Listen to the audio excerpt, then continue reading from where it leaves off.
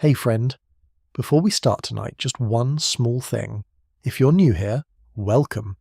I know there are 1,000 places you could be spending this hour, and the fact that you chose to spend it here in the dark means more than you'd think.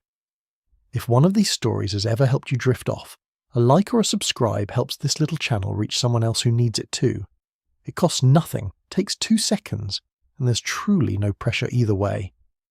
Before we begin, I'd love to know where you're listening from tonight. Somewhere quiet in Ohio? A soft rain outside in northern England? Leave it in the comments if you feel like it. I read everyone, and I love knowing where these words end up landing. Okay, let's get you settled. Dim the lights, or turn them off if you're brave. Let your legs go loose, your jaw unclench. You don't have to do anything else tonight except listen, and it's fine if you drift off before the end. That's exactly what this is for. Comfortable? Good. Let's begin. It is not yet dawn, not properly, though the sky beyond the narrow window has gone the colour of a healing bruise, purple fading into something paler at the edges. A castle at this hour is not silent. That is the thing nobody tells you about medieval mornings. There is always someone awake somewhere, a servant raking ash from a hearth 2 floors below, a dog shifting in its sleep near the kitchen door. The particular groan of old timber settling as the temperature begins, very slowly, to rise.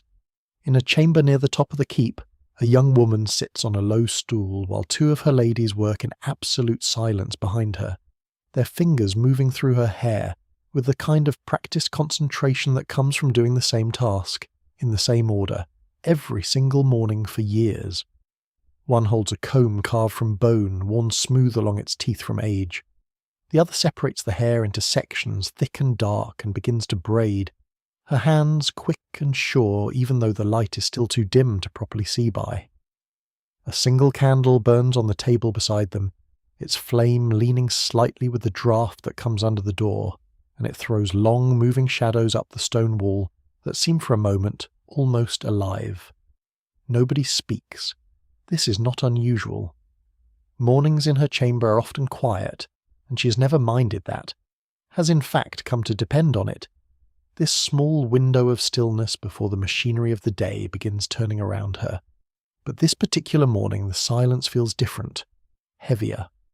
One of the women braiding her hair, the older one, keeps glancing at her reflection in the small polished silver mirror propped against the wall, and then looking away quickly when their eyes meet, as though caught at something. The princess is staring out the window, not at anything in particular, just at the colour of the sky, the way it is changing, the way it always changes at this hour whether anyone is watching or not. And there is something almost unbearable about that thought this morning, the indifference of a sunrise, because today the sky does not know what today is. Today the sky is doing exactly what it did yesterday and will do tomorrow, and she is the only one in this room, possibly in this entire castle, for whom this particular sunrise means something has ended before it has even properly begun. Today is the day she meets the man her father has chosen for her. Maybe she is 17, old enough by the standards of her world to be considered a woman fully grown, young enough that she still sometimes forgets, for whole minutes at a time, that her life is not entirely her own. Maybe she is the second daughter, not the first, which means she was always going to be spent on something, some alliance, some border dispute smoothed over with a wedding instead of a war, and she has known this in the abstract way one knows all inevitable things since before she can properly remember. Maybe she has imagined this morning 100 different ways lying awake at night, and none of the 100 ways look quite like this ordinary grey light, this silence, this comb moving through her hair as though it were any other Tuesday. There is a particular kind of loneliness in being the centre of everyone's attention and no one's confidence. Her father has told her the man's name. He has told her the size of the dowry, the terms of the alliance, the borders it will secure and the enemies it will quiet, at least for a while, at least on paper. He has not asked her a single question about how she feels about any of it, and it has not occurred to him to wonder, because that is not the shape of the world he was raised inside, and it is, mostly, not the shape of the world she was raised inside either. Mostly. Outside, somewhere below in the bailey, a rooster announces the morning with the kind of confidence that suggests it has never once considered that anyone might not want to hear it. A cartwheel creaks. A dog barks twice and falls silent. The ordinary sounds of an ordinary castle waking up, utterly unbothered by the fact that somewhere inside its walls, a girl is sitting very still while her future is braided into her hair, one section at a time. I want to slow down here for a moment, because I think it is worth sitting inside this particular kind of morning before we go any further. We tend to imagine medieval princesses as figures in tapestries, remote and decorative, faces turned slightly away, hands folded. But someone had to actually live these mornings. Someone had to actually sit on the stool while the candle burned low and think the thoughts that a person thinks when her whole life is about to pivot on a meeting she did not ask for and cannot postpone, that someone is who we are spending tonight with. Her name? Well, let us give her one, since history rarely bothered to record the interior lives of women like her in any detail, even when it recorded their names in careful, dutiful ink. Let us call her Helene. It is close enough to the names that were common in the courts of high medieval Europe, and it will do for our purposes tonight, because what matters is not the specific princess, but the shape of the life, a shape that repeated itself with small variations across dozens of courts and hundreds of years, wherever a king had a daughter and a border that needed securing. The comb catches on a snarl near the crown of her head, and the younger lady, the one still learning the rhythm of this particular task, murmurs an apology that Helene waves away without turning around. It does not matter. Nothing this morning quite matters in the way that small things usually matter, because there is a larger thing sitting on the horizon of the day, and everything else has gone slightly transparent in comparison, the way objects near a bright light lose their edges. She thinks briefly about the letter that arrived 3 days ago. Not the formal one, the one read aloud in the great hall with her father's seal pressed into red wax, the one that announced the betrothal in the careful language of diplomacy, all borders and blessings and the will of God. The other letter, the one folded small enough to fit inside her sleeve, the one she has not shown anyone, the one that is right now, this very moment, tucked beneath a loose stone behind the tapestry in the corner of this very room, not 4 feet from where she sits having her hair braided for the most important day of her life so far. We will come back to that letter. I promise you we will. But not yet. Some things deserve to be arrived at slowly. The way you arrive at the centre of a spiral, walking the outer ring first before you understand you are heading somewhere at all. For now, let us simply sit with her in the grey light, and let the comb do its work, and let the castle wake up slowly around a girl who does not yet know, cannot yet know, how this particular day is going to end. The braiding finishes, eventually the way all things finish, without ceremony. The older lady, whose name is Agnes, pins the final section into place with a small bone pin and steps back to examine her work with the critical eye of someone who's been doing this for 11 years and still does not entirely trust herself to have gotten it right. She has gotten it right. She always gets it right. But the checking is part of the ritual, and Helene has learned not to rush her through it, because Agnes moves at Agnes's pace regardless of what anyone else wants. And there is a strange comfort in that, actually. A small pocket of the day where someone else's habits simply exist, unbothered by the weight of what is coming. Now comes the dressing, and this is where the morning stops being quiet and starts being work. Because dressing a medieval princess was not a matter of pulling something over your head and being done with it. It was closer to construction. Layer after layer, each one serving a purpose, each one requiring at least one other person to fasten it properly, because very little in a noblewoman's wardrobe of this period was designed to be put on alone. First comes the chemise, a long undergarment of fine linen, soft from years of washing, worn next to the skin as the base layer beneath everything else. Linen was valued precisely because it could be laundered easily and often, which mattered enormously in a world without regular bathing in the way we understand it today. The chemise absorbed sweat and body oils, so the outer garments, which were far harder to clean, would not have to. I find that detail genuinely practical when you sit with it. There is a kind of quiet engineering to medieval dress that gets lost when we only picture the finished, glittering result. Over the chemise goes a fitted undergown, sometimes called a kirtle, laced snugly at the sides or the back. And this is where a second lady steps in, because the lacing requires two hands pulling steadily while a third hand, Eline's own, braces against the bedpost for balance. It is not painful exactly, not at this stage of medieval fashion, which had not yet embraced the more extreme boning and cinching that would come centuries later. But it is firm. It is a garment that expects you to stand a certain way, move a certain way, and after enough years of wearing it, your body simply learns the posture without being told. Then the overgown, heavier, richer, in a deep blue wool dyed with woad, because blue at this level of intensity was expensive and therefore meaningful, a small quiet announcement of status stitched into every seam. The sleeves are long, nearly brushing the floor, lined with a paler fabric that shows in a soft ripple whenever she moves her arms. A princess did not dress for comfort or convenience. She dressed as a walking document, every fabric and colour and cut communicating something about her family's wealth, her family's alliances, her family's taste, to anyone with the eyes to read it. And here is the thing about all of this that I think gets lost in the romantic paintings. She could not, on most days, put on a single item of her own clothing without help, not because she was incapable, but because the clothes themselves were built to require assistance, which meant that privacy, real privacy, the kind where nobody is watching you, was a resource in almost permanently short supply. Even her body was, in a sense, a shared space, tended and dressed and arranged by other hands from the moment she woke until the moment she was finally, blessedly alone again at night. I want to pause on that for just a second, because I think it is easy to imagine royal life as endlessly luxurious, and in many ways it was, but luxury and privacy are not the same thing, and medieval princesses had a great deal of the first and almost none of the second. Someone was always in the room.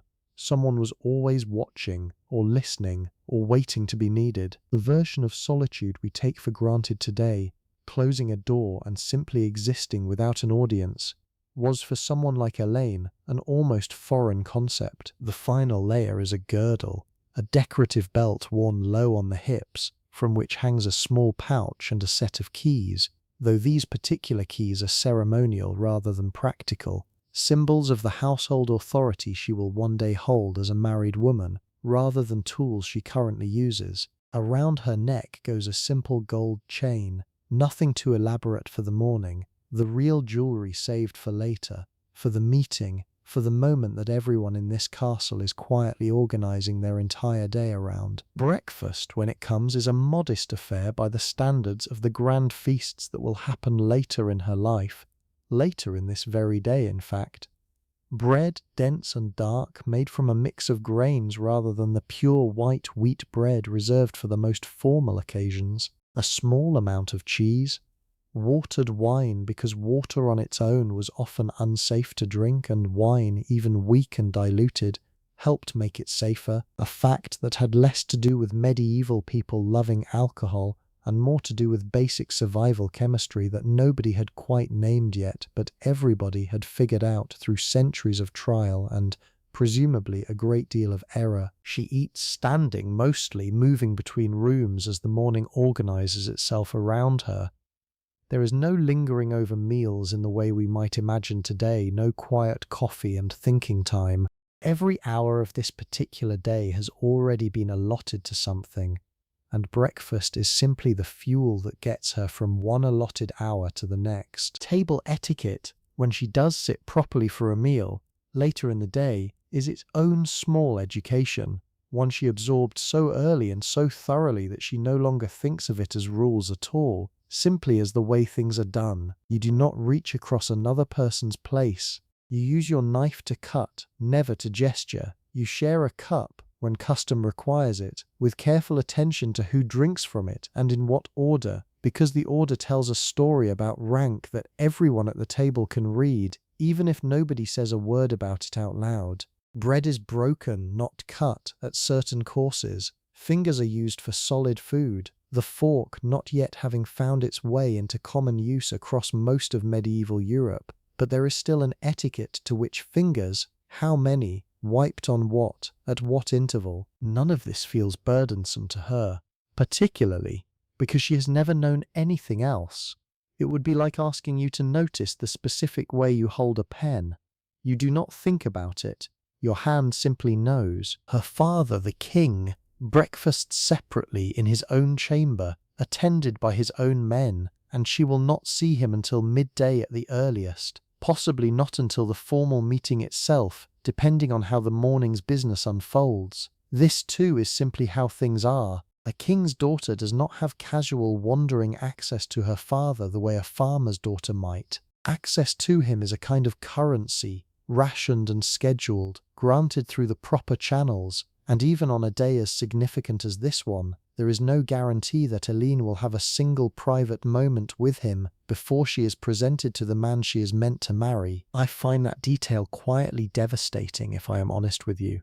That a father and daughter, on the morning that will reshape both of their lives and the political map of an entire region, might not exchange a single word alone. But that was the architecture of royal family life in this period. Intimacy was not withheld out of cruelty. It simply was not built into the structure at all. There was no blueprint for it. Kings related to their children largely as assets and heirs and instruments of policy, and love, where it existed, which it often genuinely did, had to find its way through the cracks of that structure rather than living at its center. Let me tell you about the women who surround her, because a princess was never truly alone, and the shape of her days was defined as much by the people orbiting her as by the walls of the castle itself. At the top of this small orbit sits Agnes, the lady who braided her hair this morning, who has served Elaine since she was a child of 9 and who occupies a strange middle position that does not translate easily into modern terms. Agnes is not a servant exactly, not in the sense of the kitchen girls or the laundresses who exist somewhere below in the castle's working machinery. She is a gentlewoman herself, the daughter of a minor lord, sent to court specifically to serve a princess because such service was, itself, a kind of education and opportunity. Agnes will, in a few years, likely be married off through connections made in exactly this role. Her time spent tending to Elaine functioning as both employment and apprenticeship for her own eventual life as a wife and mother in some other noble household. This is a detail I think people miss when they imagine medieval courts.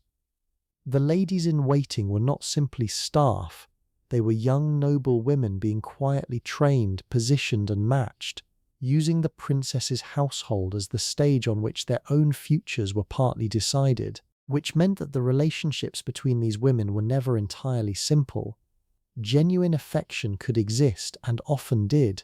Real friendships forged over years of shared closeness, shared secrets, shared boredom during long winter evenings with nothing to do but sew and talk. But underneath the affection ran a current of quiet competition, because proximity to a princess was valuable, and valuable things attract more than one hand reaching for them. There is a second lady in the room this morning, younger than Agnes, perhaps 16, named Isolde, who joined the household only 8 months ago and has not yet found her footing in the particular social physics of this small world. She watches Agnes constantly, learning by imitation, and she has already made the mistake, twice, of speaking out of turn during a moment when the room's unspoken rule was silence. Agnes corrected her both times with nothing more than a look, and Isolde absorbed the correction the way a person absorbs any lesson learned through mild public embarrassment, which is to say, permanently. Beyond these two, Aline's household includes perhaps 4 or 5 other women of varying rank,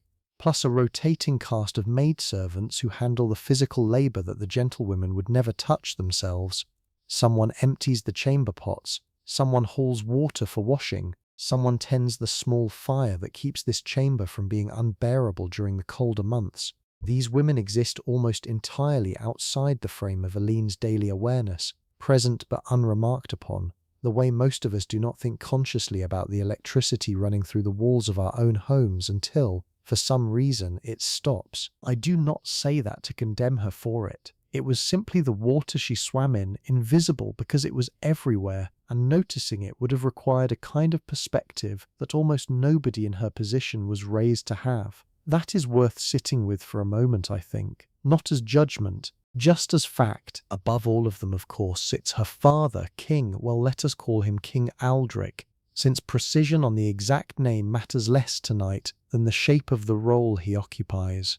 Aldrich rules a modestly sized but strategically positioned territory, the kind of kingdom that matters enormously to its immediate neighbours and barely registers in the grand chronicles written centuries later by historians more interested in larger, more famous crowns. His power over Eline is, in the most literal sense, total. He can promise her to whomever secures the alliance he needs. He can, in theory, do considerably more than that, though most fathers, whatever their flaws, did retain some capacity for genuine care alongside their calculations, and Aldrich is not, by the accounts that survive of men like him, a particularly cruel man, simply a practical one, shaped by a world that gave him very few frameworks for imagining his daughter as anything other than an extension of his own strategic interests. Between Elaine and her father sits an entire structure of advisors, stewards and clergy, men who manage the day-to-day operations of the kingdom and who have in many cases more real influence over the specifics of her upcoming marriage than she does. The court chamberlain has been negotiating the terms of the dowry for the better part of a year. A bishop has been consulted on the theological propriety of the match, since the man Elaine is meant to marry is, it turns out, a cousin several times removed, close enough that the Church's rules on consanguinity required careful navigation and, eventually, a formal dispensation.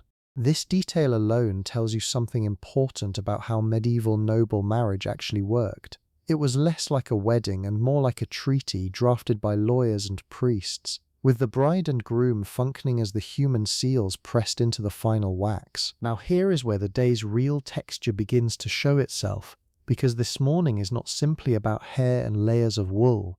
It is about waiting, and about a particular kind of anxiety that has no modern equivalent I can quite point you toward. Eline knows almost nothing about the man she will meet today beyond the facts that have been relayed to her second hand.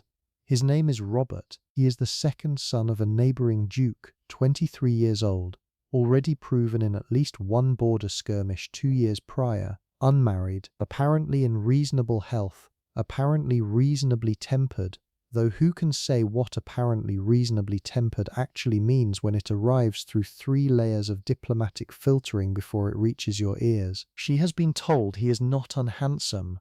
She has been told by Agnes in a private moment last week that a girl from the neighbouring household who had once glimpsed him at a tournament described him as having kind eyes, though Agnes delivered this information with the careful neutrality of someone who did not want to build up hope that might later collapse.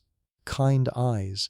That is the entire portrait Eline has been given of the man she will likely spend the rest of her life beside, will share a bed with, will bear children for, will build an entire household around. Kind eyes. A title, a dowry negotiation, and a church dispensation. I think if we sit honestly with that, it is almost impossible not to feel something for her. Not pity exactly, because pity implies a kind of distance, a looking down. More like recognition, the specific terror of meeting someone who is about to become the largest fact of your life, with no ability to walk away if the meeting goes badly, no mechanism at all for saying, actually, no, I have changed my mind. That door simply did not exist for women like Eline, and she has known it did not exist for her entire life. And knowing something does not make the morning it finally arrives any less enormous. Before the household moves on to the business of the day, there is prayer. And prayer in Elena's world is not a private, optional comfort the way it might be for someone today. It is structural. It is scheduled. A small chapel sits just off the great hall, cold even in summer, its stone walls holding on to winter long after the season has technically ended, and Elena kneels there most mornings on a cushion worn thin by years of exactly this posture, reciting words she has known since before she could read them. The church in this period does not simply offer spiritual comfort. It organizes the entire architecture of a woman's moral life, defines what she may and may not do, watches or claims to watch every private thought she has. Confession happens regularly, and it is not the gentle therapeutic ritual we might imagine today. A priest, usually one attached specifically to the royal household, hears Elaine's sins on a fixed schedule, and there is an entire theology built around what counts as sin for a young noblewoman specifically. Vanity, idle thoughts, anger toward a sister or a lady in waiting. Doubt, though doubt is a dangerous thing to name out loud, even in the presumed privacy of confession, because priests talk, households leak information the way old roofs leak rain, slowly and then suddenly all at once. I want to be honest with you about something. It would be easy to frame the church's control over women in this period as purely oppressive, and in many real ways it absolutely was. But it is more complicated than a single word can hold. For Elene, the chapel is also one of the only spaces in the castle where she is permitted, even expected, to be still, where nobody asks anything of her except her attention to God, which, compared to the endless demands of court, feels almost like rest. There is a kind of contradiction sitting right there in the stone of that little chapel, and I think it deserves to be noticed rather than smoothed over. This morning's prayers are shorter than usual. Everyone in the castle understands, without needing to be told, that today runs on a different clock, and even the priest, standing at the small altar with his hands folded, moves through the liturgy with something that might, in a less devout man, be called haste. After prayer comes a stretch of the morning that belongs nominally to Elena's education, though education for a princess of this era meant something quite different from what the word suggests today. There is no formal schooling in the sense of lessons and examinations.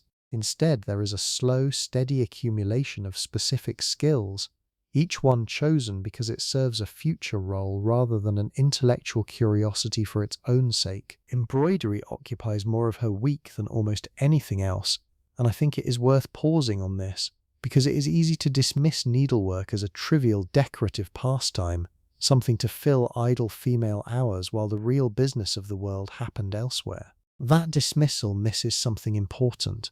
Embroidery at this level of medieval society was a serious craft, requiring years to master, and the finished pieces, altar cloths, wall hangings, elaborately worked garments, functioned as genuine displays of skill, patience, and taste, sometimes taking months or even years to complete.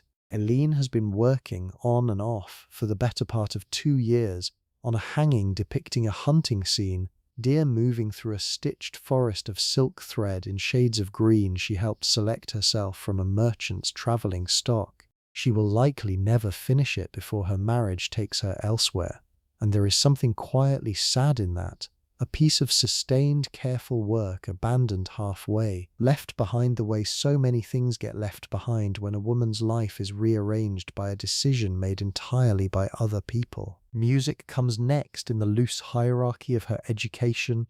She plays a small harp reasonably well, has a decent singing voice that Agnes describes generously as sweet, and has memorized a repertoire of courtly songs suitable for exactly the kind of evening entertainment that will, in fact, happen tonight after the meeting, after the formal presentation, when the hall fills with music and the adults around her attempt to manufacture an atmosphere of celebration around what is, underneath the surface, an extremely tense negotiation finally concluding. She can read. This matters more than it might seem because literacy among medieval noblewomen varied enormously depending on family, region, and individual inclination, and Elaine's mother, before she died some 6 years ago, insisted on it over the mild objections of a tutor who felt a girl's time was better spent elsewhere. Elaine reads Latin haltingly, well enough to follow religious texts with effort, and she reads the vernacular easily, fluently, with a hunger that surprises even her sometimes. When a book of romances or a collection of saints' lives finds its way into her hands and she disappears into it for an hour that feels, afterward, like it lasted only a few minutes. And here, quietly, is where the letter comes back into the story, because Eleni did not simply receive that folded piece of parchment 3 days ago by accident. She has been exchanging letters in careful secrecy for the better part of a year, with a young clerk attached to her father's chancery, a man named Thomas, 2 years older than her, of no noble blood whatsoever, whose entire function in the castle is to copy documents and manage correspondence, and otherwise remain as invisible as the furniture. He is not handsome in any dramatic sense. He has ink permanently staining the side of his right hand. He laughed once at something she said in passing in a corridor 18 months ago, an unguarded, surprised laugh that made her look at him properly for the first time, and something about that laugh has stayed lodged in her chest ever since, the way a splinter stays lodged beneath skin, mostly forgotten until you press on it. I do not want to oversell this to you as some grand, sweeping romance, because it was not that, not really, not yet, and perhaps it never would have become that even under different circumstances.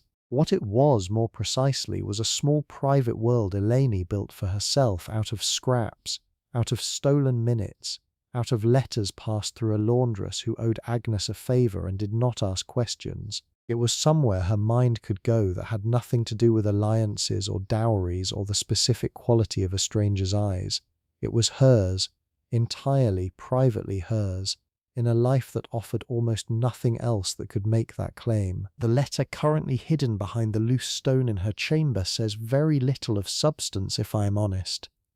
Thomas is not a poet. He wrote about the weather, about a mistake in a document he had corrected that morning, about a dog belonging to one of the stable hands that had apparently developed a habit of stealing bread from the kitchen, ordinary things.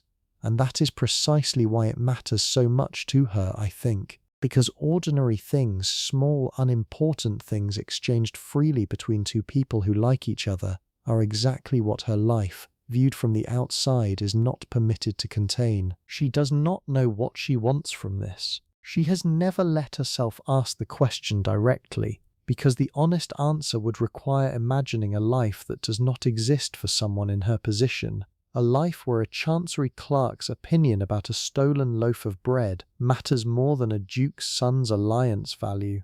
She knows, with the same certainty she knows the sky is grey this morning, that nothing will ever come of it. That today, this very day, she is going to meet the man she will actually marry, and Thomas will remain exactly what he has always been, a name folded small enough to hide behind a stone, a secret with no future attached to it at all. And still, sitting in the chapel this morning, moving her lips through prayers she has said 10,000 times before, some small persistent part of her mind kept drifting sideways, toward ink-stained fingers and an unguarded laugh in a corridor, and she let it drift there just for a moment before pulling it back, gently, the way you might pull back a child who has wandered too close to the edge of something. The morning moves forward the way mornings do, one small obligation folding into the next, and by mid-morning Elaine finds herself in the solar, a bright upper room reserved for the women of the household, where the real business of court gossip gets conducted with a subtlety that would put modern diplomats to shame. You have to understand something about a medieval court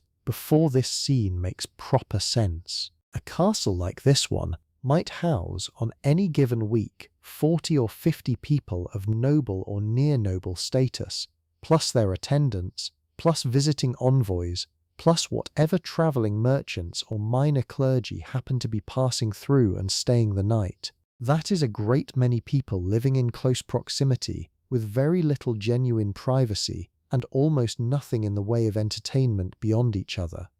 Gossip in this environment was not a trivial vice. It was practically a survival skill, a way of tracking who held favour, who was losing it, whose daughter might be quietly angling for whose son, which alliances were solid and which were, beneath their polished surface, already cracking. This morning the solar hums with a particular kind of tension, because everyone knows what today is, and everyone has an opinion about it, even if very few of them will say that opinion out loud where Eleno can hear it directly. Lady Constance, a widow of perhaps 40 who has attached herself to the household in the loose, semi-permanent way that impoverished but well-connected widows often did, sits near the window working at her own embroidery with the studied casualness of someone who is definitely listening to every word being said around her.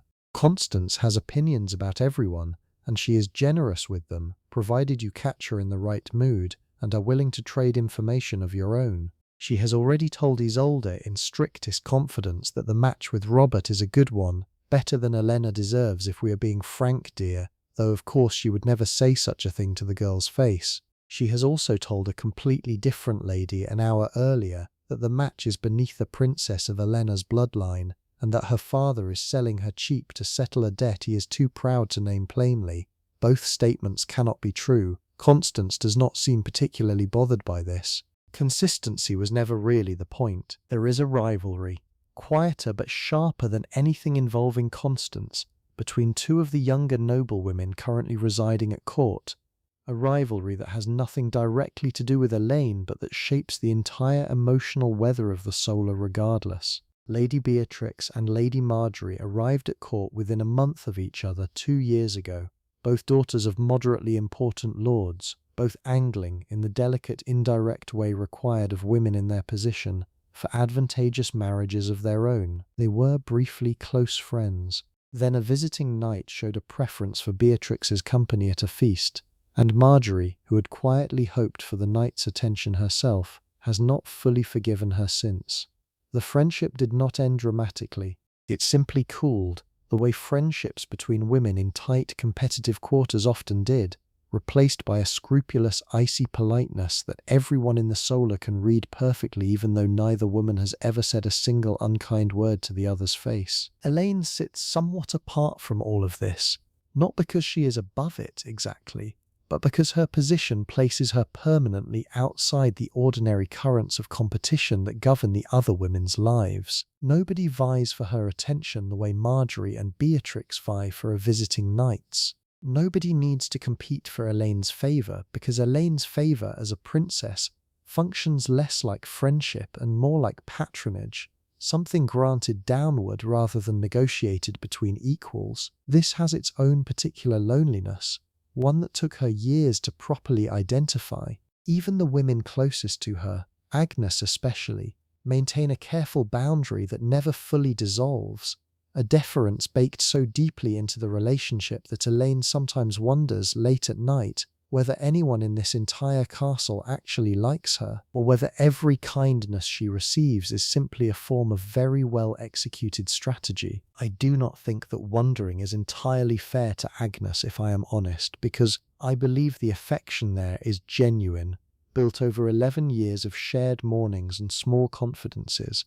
But I understand exactly why the doubt exists. When your favour can change someone's entire fortune, it becomes almost impossible to fully trust the difference between love and calculation. And that is a particular kind of isolation that comes bundled invisibly with almost every kind of power. The conversation in the solar this morning, once it finally turns toward Alina directly, does so carefully, testing the ground before committing weight to it. Lady Constance asks, with elaborate casualness, whether Alina has heard anything further about the young Lord Robert's temperament, and Alina answers honestly that she has heard very little beyond what has already circulated through the household a dozen times over. Constance nods slowly in the manner of someone storing away a piece of information for later use, though what use she imagines making of it is not entirely clear even to her, probably. Gossip at this level often exists simply for its own sake, a form of social currency traded not because anyone needs the specific facts, but because the trading itself maintains a web of relationships that everyone in this room depends on. Isolde, still young enough to lack the careful filtration that experience eventually teaches every woman at court, asks Elaine directly whether she is frightened. The question lands in the room like a dropped plate, sudden and slightly too loud, and for a moment nobody moves. Agnes shoots the younger girl a look sharp enough to cut cloth, but Elaine, surprising herself slightly, answers honestly, or as honestly as she can manage in a room full of women whose discretion cannot be fully trusted. "A little," she says. Everyone is frightened of new things. It will pass. It is a careful answer, diplomatic in its own small way, revealing almost nothing while appearing to reveal something, and Agnes visibly relaxes at the skill of it, because this too is a lesson Aline absorbed years ago without ever being formally taught it. How to speak honestly enough to satisfy the room without ever actually opening a door that cannot afterward be closed. The talk shifts, eventually, the way talk always does, toward the practical matters of the day ahead. What Aline will wear for the formal presentation this afternoon, whether the blue overgown or the deeper green one suits her colouring better in the particular light of the great hall, whether her hair should stay in the simple braided style from this morning, or be reworked into something more elaborate for the meeting itself. These questions feel, on their surface, frivolous, the kind of concern that might seem almost embarrassing, set against the actual weight of what today represents. But I think that misreads what is actually happening in this room. These small granular decisions, the colour of a dress, the arrangement of hair, are among the very few decisions Aline is actually permitted to make about this day at all. Everything larger, the marriage itself, the timing, the terms, has already been decided entirely without her input. The dress is not frivolous.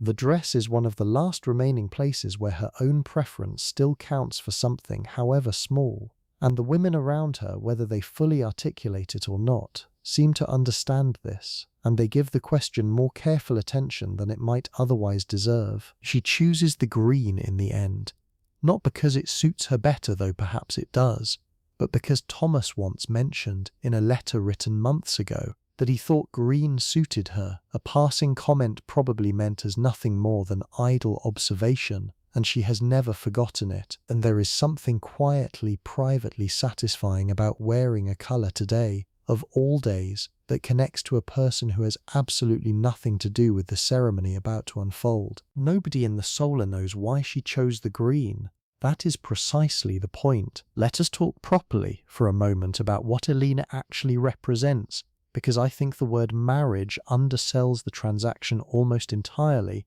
and understanding the real stakes makes everything else about this day land with more weight. Her father's kingdom sits at a particular crossroads, geographically speaking, a strip of fertile land wedged between two larger and more ambitious powers, each of which has spent the better part of a generation eyeing it with varying degrees of open interest. King Aldric has held his throne for 18 years, has fought 2 wars in that time, both of them costly, both of them ultimately more about survival than conquest, and he has arrived in his early 50s now at the settled understanding that his kingdom's long-term security depends less on his own sword arm, which has grown slower with age the way all sword arms eventually do, and more on the durability of the alliances he can construct around its borders. Robert's father, the Duke, controls territory to the immediate south, territory that shares a long and historically contested border with Aldric's own lands. For 3 generations, the two families have alternated between uneasy peace and outright conflict, a pattern of raids and reprisals, and the occasional full-scale campaign that has cost both sides considerably more than either has ever gained. A marriage between the two houses does something that decades of negotiation and the occasional treaty have failed to do consistently. It ties the two bloodlines together in a way that makes future conflict, while never impossible, considerably more complicated, because whatever children Elaine bears will carry the blood of both houses, will represent, quite literally, a shared future interest that neither side can easily abandon without abandoning something of their own as well. This is what Aline is worth, in the coldest and most accurate accounting. Not merely a dowry, though the dowry itself, several thousand silver marks along with a parcel of contested farmland along the border, represents a genuinely significant transfer of wealth. She is worth peace, or at least the strong possibility of peace, measured not in 1 year, but across a generation or more. She is worth the lives of soldiers who will not die in border skirmishes that do not happen because of the alliance her marriage creates. She is worth harvests that will not be burned, villages that will not be raided, all of it resting, in the end, on whether she and a stranger named Robert can produce, together, a healthy line of heirs who will grow up understanding both sides of this border as equally their own. I do not think Aldrich is a monster for viewing his daughter through this lens. I want to be careful here, because it would be easy from our vantage point centuries later to simply condemn him and move on. But I think the more honest and more useful thing to do is sit with how completely different his frame of reference was from ours. Aldrich was raised inside a system where a king's children, all of them, sons included, existed partly as instruments of dynastic strategy. His own marriage to Aline's late mother had been arranged along nearly identical lines when he was barely older than Aline is now, a political calculation dressed in the language of divine will and family honor. He does not experience what he is doing to his daughter as cruelty, because nobody ever framed it to him as cruelty when it was done to him. It is simply how kingdoms survive. It is simply what daughters, and to a lesser but real extent sons, were for. That does not mean Aline experiences it any less painfully for the reasonableness of her father's logic.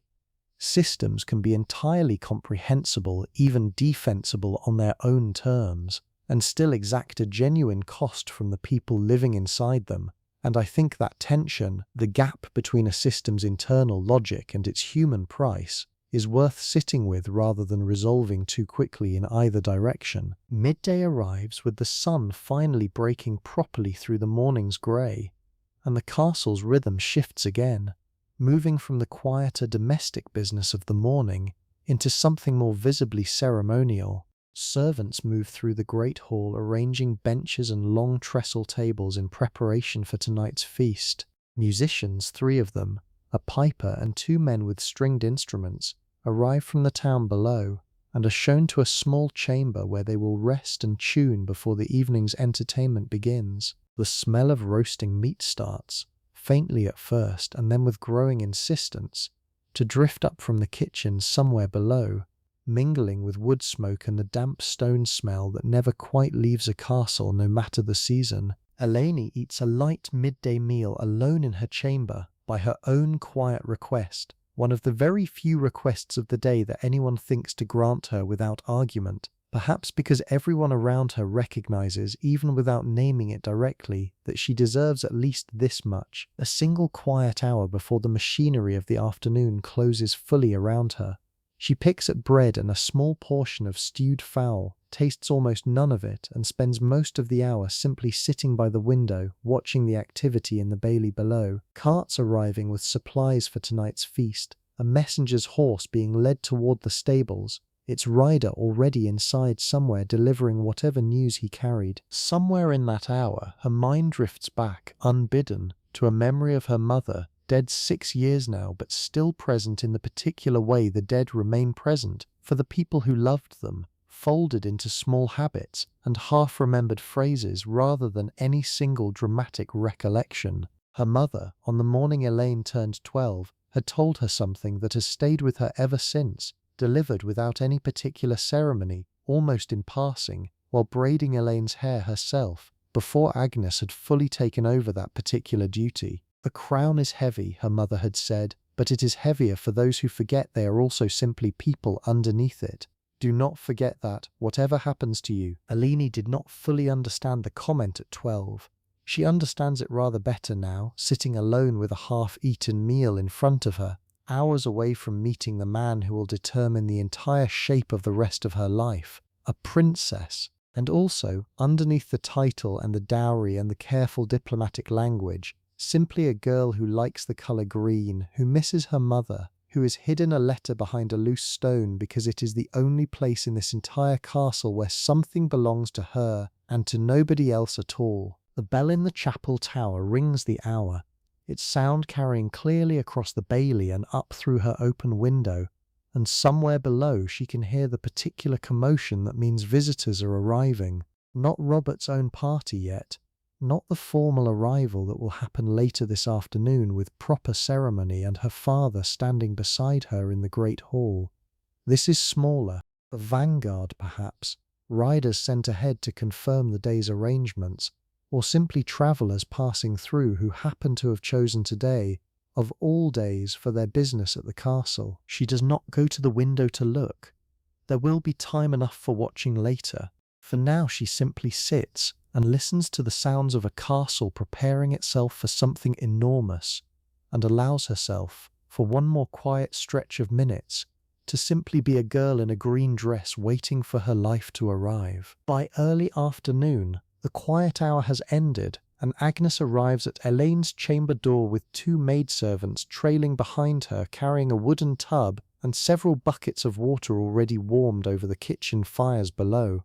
Bathing in this period was not the daily ritual we take for granted now, but it was also not the rare, feared event that popular imagination sometimes makes it out to be. Noble households bathed reasonably often, particularly before significant occasions, and today certainly qualifies. The tub itself is a simple wooden barrel, lined with a length of linen cloth to protect Alina's skin from splinters, and to make the whole arrangement slightly gentler against bare flesh. The water, when the buckets finally empty into it, steams faintly in the cool air of the chamber, and Aline lowers herself in slowly, gasping a little at the heat before her body adjusts, and something in her shoulders, some tightness she had not fully noticed carrying, begins very slightly to release. Agnes has brought a small clay jar of soap, soft rather than hard, made from rendered fat and wood ash and scented faintly with lavender that Agnes herself grows in a small patch of garden near the kitchen wall, one of the few things at court that belongs entirely to her rather than to her position. She works the soap into Elaine's hair with careful, practiced hands, rinsing it with water poured from a smaller jug, and the two of them fall into the kind of comfortable near silence that only exists between people who have spent years learning each other's rhythms. I do not know exactly what soap smelled like in a castle in this period, not with total precision, because the records that survive tend to describe ingredients rather than sensation, but lavender, rosemary, and various herb-infused oils were common enough among households that could afford them, and it strikes me as entirely plausible, sitting with this scene, that a princess's bathwater on an important day would carry exactly that kind of soft green, slightly bitter fragrance, something between a garden and a chapel. Once she is dried, wrapped in a length of linen while she sits near the small fire to keep from chilling, comes the perfume proper, a separate and more deliberate application than the soap. A small glass vial, imported at considerable expense from further south, holds a scented oil built around rosewater and a trace of something warmer underneath, perhaps a resin like frankincense, though I want to be honest that the exact formulation of any individual noblewoman's personal scent in this period is the kind of detail that has mostly been lost to time, known with certainty only through scattered household accounts and the occasional surviving recipe. What we can say with confidence is that scent mattered enormously, both because it signalled wealth, imported perfumes being expensive and difficult to obtain, and because bodies in this world, working hard, living close together, needed the help, frankly, and nobody pretended otherwise. Agnes dabs a small amount at Elena's wrists, at the base of her throat behind her ears, murmuring something about not using too much, since a heavy hand with scent read, at court, as either poor taste or worse, an attempt to mask something less pleasant underneath. And today of all days, subtlety matters more than usual. The jewellery comes last, and here the household's genuine wealth finally makes its full appearance. A necklace of gold, set with small dark red garnets, that belonged to Ellen's mother and has been kept, since her death, in a locked chest that only Agnes and the king himself hold keys to. A pair of earrings to match, 2 rings, one on each hand, neither of them extravagant by the standards of what a queen might eventually wear, but each one carefully chosen to communicate exactly the right balance of wealth and restraint, enough to signal her family's standing, not so much as to appear as though they were trying too visibly hard to impress. Agnes fastens the necklace at the back of Eline's neck, and for a moment, catching sight of herself in the small polished mirror, Eline does not entirely recognize the woman looking back at her, not because the transformation is so dramatic, but because there is something in her own expression, some particular set to her jaw, that she has never quite seen there before, older perhaps, or simply more resolved, as though some decision has already been made somewhere beneath conscious thought, some acceptance settling into place ahead of the moment that will actually require it. She thinks briefly of her mother wearing the same necklace on some equally significant occasion decades ago, being dressed by some other Agnes whose name has not survived in any record Aline has ever seen, preparing for some meeting or ceremony that shaped the rest of her own life in turn. There is a strange comfort in that continuity, even though it is also, if you look at it from a slightly different angle, a kind of quiet tragedy. Generations of women, dressed and perfumed and adorned, sent forward into rooms full of men making decisions about their futures, one after another, the same gold necklace passed down not merely as an object but almost as an inheritance of experience itself. The gown goes on last, the deep green one she chose this morning for reasons nobody else in the household knows, and Agnes steps back once it is fully laced and settled to look her over with the same critical eye she brought to the hair braiding hours earlier. She reaches out and adjusts a single fold of fabric at Alina's shoulder, an adjustment so small it is barely visible, and then nods, once, the closest thing to open approval that Agnes typically permits herself. "You look every inch what you are," Agnes says quietly. Elaine is not entirely sure in the moment whether that is meant as comfort or as a kind of gentle warning, a reminder of exactly how much is riding on the next several hours, but she chooses deliberately to take it as comfort, because comfort is in short enough supply this particular afternoon that she is not inclined to turn any available scrap of it away. Outside, the sounds from the Bailey have grown louder, more organized, the particular controlled chaos of a large arrival being managed by people who have clearly done this kind of thing before.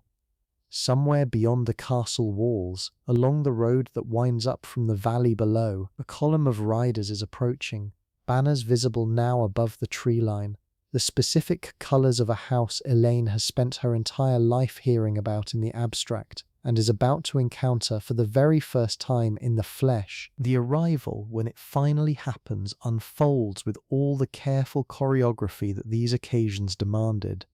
Robert's party enters the outer bailey at a measured pace, banners lifted, the Duke's own colours, a field of silver and deep red visible even from a distance, and behind them a smaller procession of household knights who have accompanied the young lord on this journey, both as escort and as a subtle demonstration of the family's resources and readiness. King Aldrich receives them in the courtyard with the full formal ceremony such an occasion requires, and Aline stands beside her father for this part, positioned carefully at his right hand, her face arranged into an expression of composed welcome that she has practiced, without ever quite admitting to herself that she was practicing it, in the small mirror in her chamber more than once over the past several days. She sees Robert for the first time across perhaps 30 feet of courtyard, still mounted, still in travelling clothes rather than anything formal. And her first impression, the one that arrives before any conscious thought has time to organize itself, is simply that he looks tired, ordinary, a young man who has spent several days on a horse and would very much like a proper meal and a proper bed, whatever grand alliance his arrival happens to represent. There is something almost funny about that if she lets herself think about it. All the weight of the morning, all the dread and anticipation, arriving finally at the sight of a slightly travel-worn young man blinking against the afternoon light like anyone would after a long ride. Kind eyes, Agnes had reported second-hand weeks ago, and Hélène finds, looking at him now across the courtyard, that she cannot yet tell whether that particular rumour was accurate. His eyes are simply eyes at this distance. She will have to get closer to know more, and getting closer is of course precisely what the rest of this day has been built to arrange. The formal greeting itself is brief, mostly conducted between the two fathers, since Robert's own father has not made the journey but has sent alongside his son a senior steward empowered to speak on his behalf for matters of formal protocol. Aline is presented, curtsies at the appropriate moment, and exchanges perhaps 4 sentences with Robert directly, none of them memorable, all of them exactly as stiff and careful as the occasion demands. He compliments the beauty of the castle's approach, which is the kind of thing one says, and she thanks him for the compliment, which is the kind of thing one says in return, and then the moment passes, absorbed back into the larger machinery of the arrival. Servants moving to take horses, the steward conferring quietly with Aldrich's own men about lodging arrangements for the visiting retinue. But the day is not finished with the two of them yet, because Aldrich, ever mindful of the theatrical dimension of political occasions, has arranged something further for the afternoon, something meant to allow the visiting party, and Robert specifically, an opportunity to be seen in a more favourable light than a dusty arrival on horseback typically allows.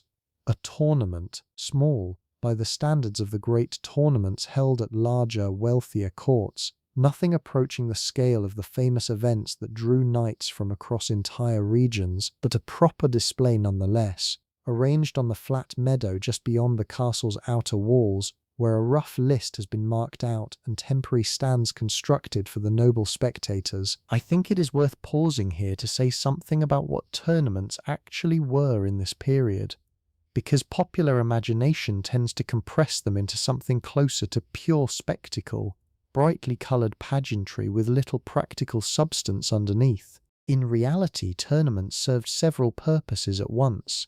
They allowed knights to maintain and display combat skills during peacetime, when the actual practice of war might otherwise grow rusty through disuse. They provided a controlled, socially sanctioned outlet for the kind of aggressive, competitive energy that a class of men trained from childhood for combat inevitably carried with them, and they functioned quite explicitly as marriage markets and status displays, occasions where young men could demonstrate their prowess in front of exactly the kind of audience whose good opinion mattered most to their future prospects. Elaine takes her seat in the stands beside her father, Agnes and Isolde arranged just behind her, and watches as the afternoon's contests begin, first with mounted jousting between several of the visiting knights and a handful of Aldrich's own household men, lances splintering against shields with a crack that carries clearly across the meadow even from the distance of the stands. The sound is more violent than she expects, somehow, even though she has watched tournaments before several times in her life, and ought to know exactly what to expect by now. There is something about today, about the particular weight sitting on her chest, that makes every sound land a little harder than usual, a little more vividly. Robert does not joust, having only just arrived and being understandably more concerned with rest than combat, but he does participate in a later contest, a display of swordsmanship on foot against one of his own household knights. More exhibition than genuine competition, clearly choreographed in advance to showcase skill without any real risk of injury, on an occasion where injury would be diplomatically catastrophic. Elaine watches him move through the sequence of blows and parries with what she can now see, at this closer distance and in better light, actually is a kind of easy, unforced competence, not showy, not desperate to impress, simply capable in the way that comes from years of proper training rather than from performance for its own sake. She finds herself, somewhat to her own surprise, genuinely interested in watching him, separate entirely from the political weight of the occasion. There is something almost restful about it, actually, watching a body move well through familiar, practiced motion, the same kind of restfulness she sometimes finds watching Agnes work a needle through cloth with the ease of long habit. Custom, on occasions like this, calls for a lady to offer a token, a favour, to a knight competing in her honour, a scarf or ribbon tied to a lance or worn visibly during a bout, a small public gesture that carried real social weight, signalling favour and connection in a language everyone at court understood fluently.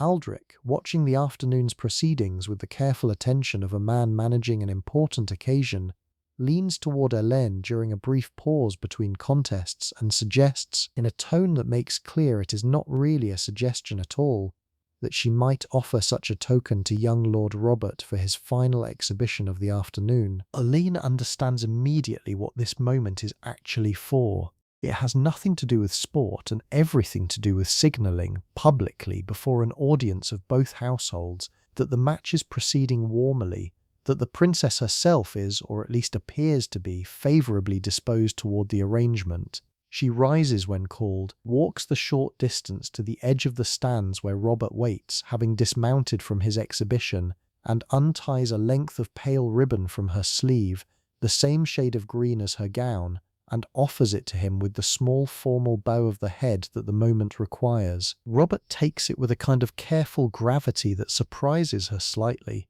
tying it himself around his upper arm, rather than simply accepting it as a prop, and when he looks up at her, briefly, before she turns to return to her seat, she catches for the first time an actual glimpse of something behind his eyes, something that might genuinely be nervousness, might genuinely be a kind of hope, the particular vulnerability of a young man who understands perfectly well that his own future is being decided this afternoon every bit as thoroughly as hers is. It stays with her, that glimpse, longer than she expects it to, not because it changes anything about the fundamental facts of her situation, but because it is the first moment all day that has made Robert feel, even slightly, like an actual person rather than simply a term in a treaty, and there is something in that small shift that she finds herself turning over quietly for the rest of the afternoon, the way you turn over a stone you found on a walk, unsure yet whether it is worth keeping. After the tournament concludes, there is a brief window in the afternoon's schedule, arranged deliberately by the household stewards on both sides, for Aline and Robert to spend a short period of time in each other's company under the loose but present supervision of a chaperone. This was standard practice for courtships of this kind, a controlled opportunity for two people whose entire future had already been decided by others to at least form some small initial impression of one another before the wedding itself made the question permanently moot. They walk together along the inner wall of the castle garden, a modest space of clipped hedges and a few late-season roses still clinging stubbornly to bloom, with Agnes trailing several respectful paces behind, close enough to satisfy propriety, far enough to allow something resembling a genuine conversation to occur. The afternoon light has softened by this hour, gone gold and slanting, and the garden smells of crushed grass and the particular sweetness of roses past their peak, slightly overripe, still fragrant. Robert up close proves somewhat less polished in conversation than his easy competence in the tournament yard might have suggested, and Elaine finds this, unexpectedly, rather endearing. He asks her, after several minutes of careful, formal small talk about the journey and the castle's fine setting, whether she actually enjoys embroidery, or whether it is simply something expected of her, and the directness of the question catches her slightly off guard. Both, she admits after a moment's consideration.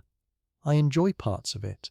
I find other parts rather tedious, if I am honest. That is, Robert says, the most honest answer anyone has given me all day, including my own steward. She laughs, actually laughs, a small surprised sound that she had not planned and cannot entirely take back once it has escaped, and something in Robert's shoulders visibly relaxes at the sound of it, as though he had been holding some tension there all afternoon, that her laughter has finally permitted him to release. They talk, haltingly at first, and then with slightly more ease, about small things. He tells her, with a kind of rueful humour, about a hawk he has been attempting to train for the better part of a year with limited success, a bird that seems to regard his authority as at best a polite suggestion it is free to ignore whenever it finds something more interesting to do. She tells him carefully about the hunting scene she has been embroidering, though she does not mention how long it has taken her or how unlikely she now considers it that she will ever finish it.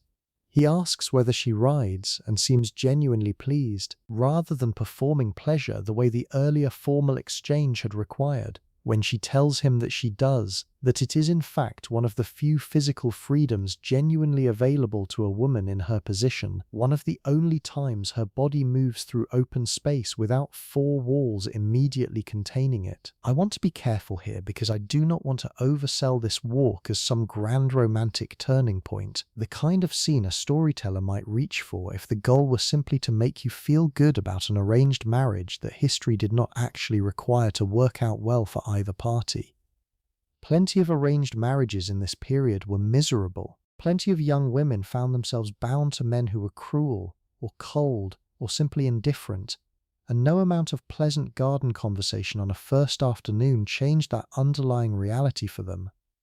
I do not know, and neither does Elaine, standing in this garden with the light going gold around her, whether Robert will prove to be a kind husband or a difficult one, whether this small ease between them today will deepen into something like genuine partnership or curdle over years into the same distant, formal coexistence that characterized so many royal marriages of this era. What I can tell you is that this particular walk, on this particular afternoon, gave her something she had not expected to receive today at all, which was simply relief, not certainty, not romance in any dramatic sense, just the small quiet relief of discovering that the stranger she has been dreading all morning turns out to be a person capable of rueful humour about an uncooperative hawk, a person who asked a real question and seemed to actually want a real answer. Near the end of their allotted time, as the light continues its slow slide toward evening,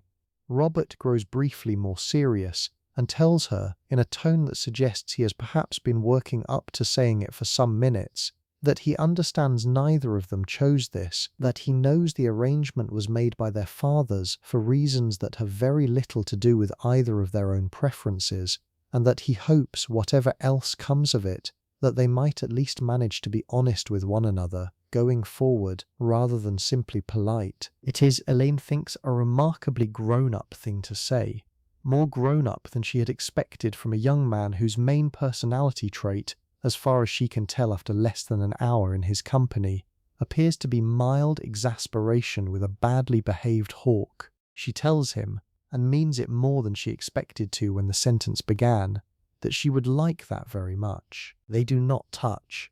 There is no dramatic gesture, no moment lifted from the romances she has read late at night by candlelight.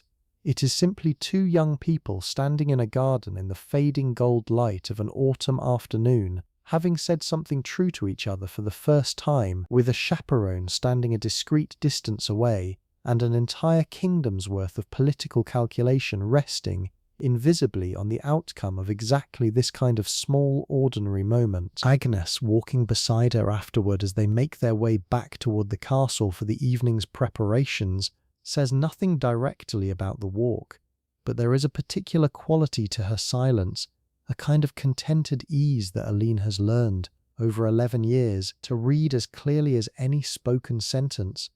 It went well, that silence says, better than any of us quite dared hope this morning. Elaine finds, walking back through the darkening garden toward the lit windows of the great hall ahead, that she agrees. By the time full evening settles over the castle, the great hall has transformed itself into something quite different from the plain, functional space it occupies most days of the year. Torches line the walls in iron brackets, their flames throwing warm, unsteady light across tapestries that, in daylight, look somewhat faded and worn, but which take on a richer, more vivid quality in this particular flickering illumination.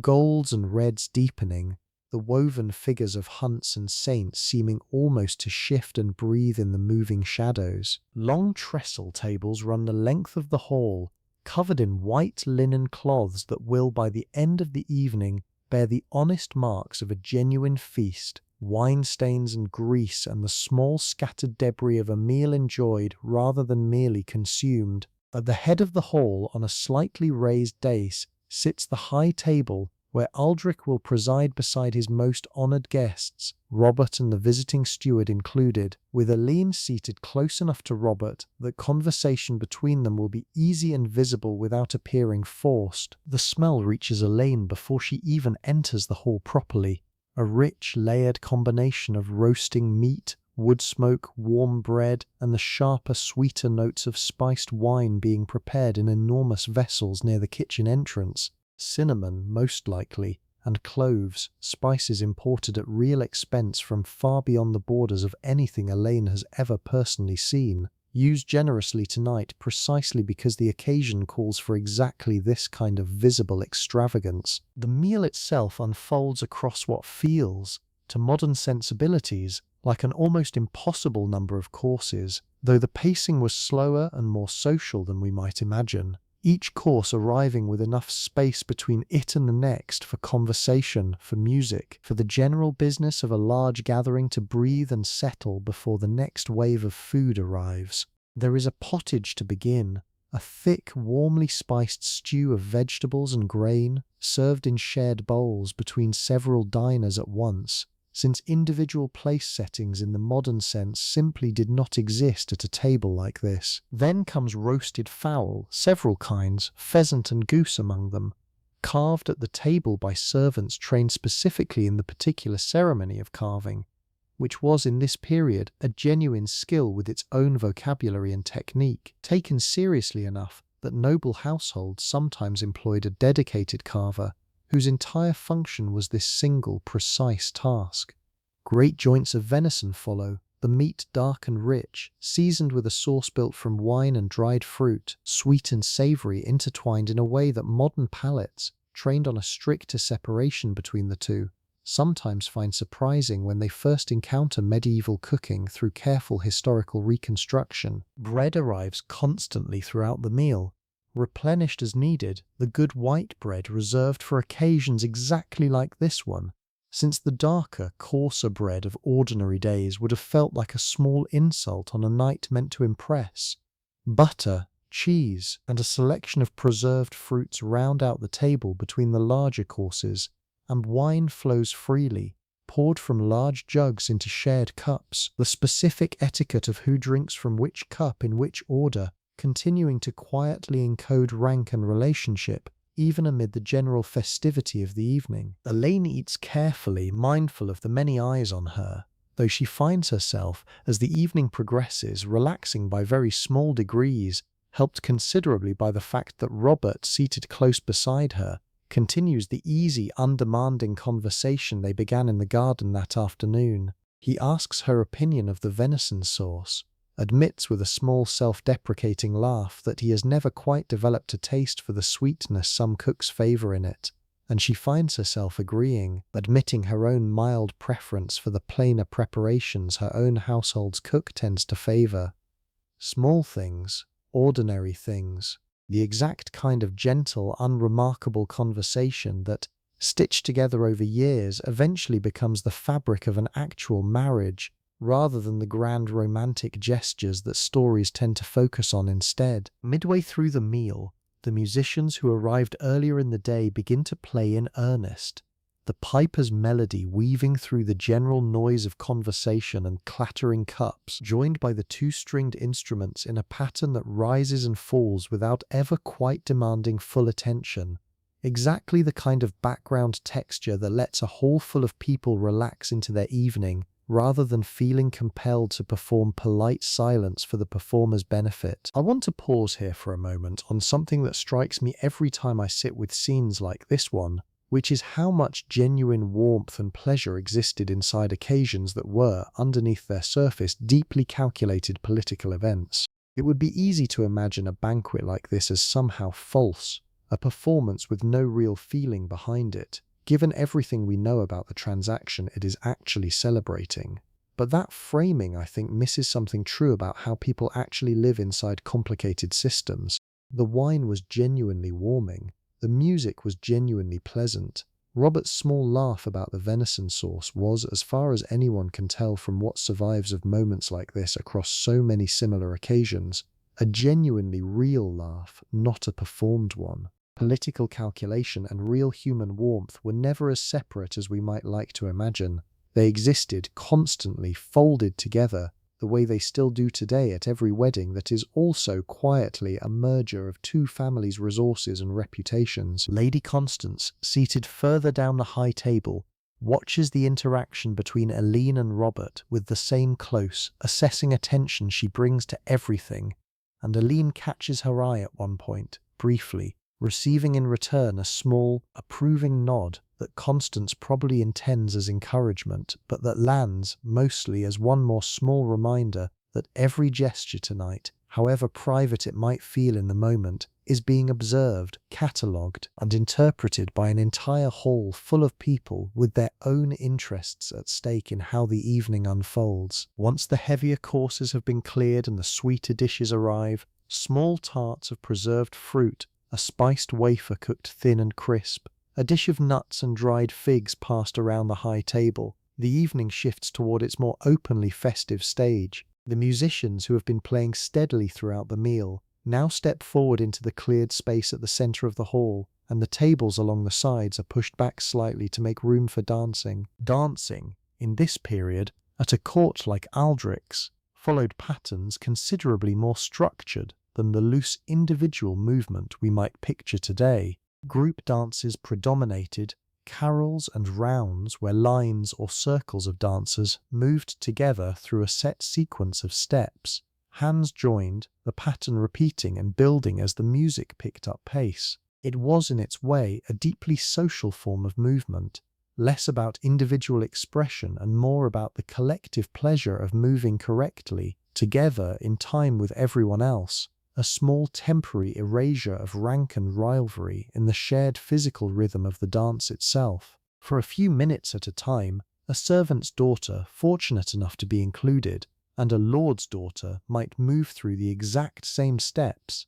hand in hand, and something in that leveling, however brief, however carefully bounded by all the rules that would immediately reassert themselves the moment the music stopped, offered a genuine kind of relief that court life otherwise rarely provided. Aline dances twice with Robert, the required and expected pairing that the entire hall watches with polite, unhidden interest, and then several more times with other partners, a rotation that etiquette demanded to avoid the appearance of showing improper favor before a marriage contract has been formally sealed. She finds to her mild surprise that she is actually enjoying herself, the specific pleasure of movement and music briefly outweighing the enormous weight of everything the evening represents.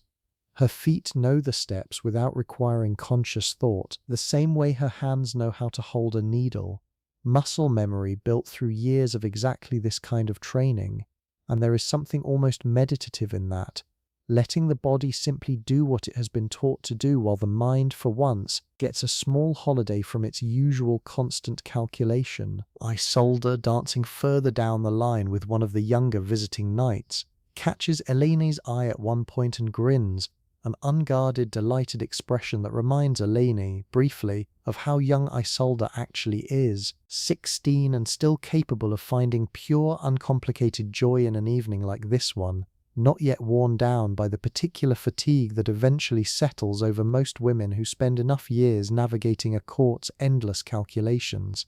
Elene finds herself hoping, with a suddenness that surprises her, that Isolde's own eventual marriage, whenever it comes, treats her more kindly than these arrangements sometimes treat the women bound by them. Lady Beatrix and Lady Marjorie, still maintaining their careful icy politeness from earlier in the day, end up paired briefly in the same dance line, and Elaine watches with the particular attentiveness of someone grateful for a distraction, as the two women execute the required steps with flawless technical precision and absolutely no warmth whatsoever. Two skilled dancers moving through a pattern of forced proximity with the practiced ease of people who have learned to perform pleasantness regardless of what actually sits underneath it. It is in its own small way a kind of masterclass, and Elaine finds herself faintly, privately amused by the whole spectacle, even as some part of her recognizes, uncomfortably, how often she has probably done exactly the same thing herself without fully noticing. King Aldrich, watching from the high table with a cup of wine in hand, appears more relaxed than Aline has seen him in weeks, the particular tension he has carried through the long months of negotiation finally easing now that the day's crucial meeting has gone, by every visible measure, considerably better than he had perhaps dared to hope. He catches her eye at one point across the crowded hall, and offers her a small nod, not quite a smile. Aldrich was never a man given easily to open displays of feeling, but something adjacent to one, a small acknowledgement that passes between them without either needing to cross the room to say anything more explicit. She thinks, watching him, about the strange loneliness of kingship, a loneliness she is only beginning to understand because she is now standing close enough to its edge to feel its draft. Her father has spent 18 years making decisions like this one, weighing his children and his kingdom's survival against each other in a calculation that never fully resolves, and she wonders, not for the first time today, whether he ever lies awake wondering if he has gotten the balance right, or whether the habit of the calculation has, over so many years, worn smooth enough that it no longer keeps him from sleep at all. The evening continues in this fashion for some hours, dancing giving way periodically to more wine, more quiet conversation, a travelling storyteller who has attached himself to Robert's retinue offering, at one point, a lengthy and dramatically embellished account of some minor border skirmish from several years back, stretched and polished into something considerably more heroic than whatever actually happened, to general appreciative laughter from the hall. Elaine finds herself, somewhere in the middle of all of it, genuinely tired in the particular way that comes from a day of sustained emotional effort rather than physical exertion, the kind of tiredness that settles into the bones rather than the muscles. Robert, seated beside her again during a lull in the dancing, seems to notice this without her needing to say anything, and asks quietly whether the day has been a difficult one for her. It is a small question, but a perceptive one, and she finds herself again a little surprised by him, by this apparent willingness to notice things rather than simply perform the expected script of a suitor at his own betrothal feast. Long, she admits. Not entirely difficult, but long. He nods, as though this answer satisfies him completely, and does not press further.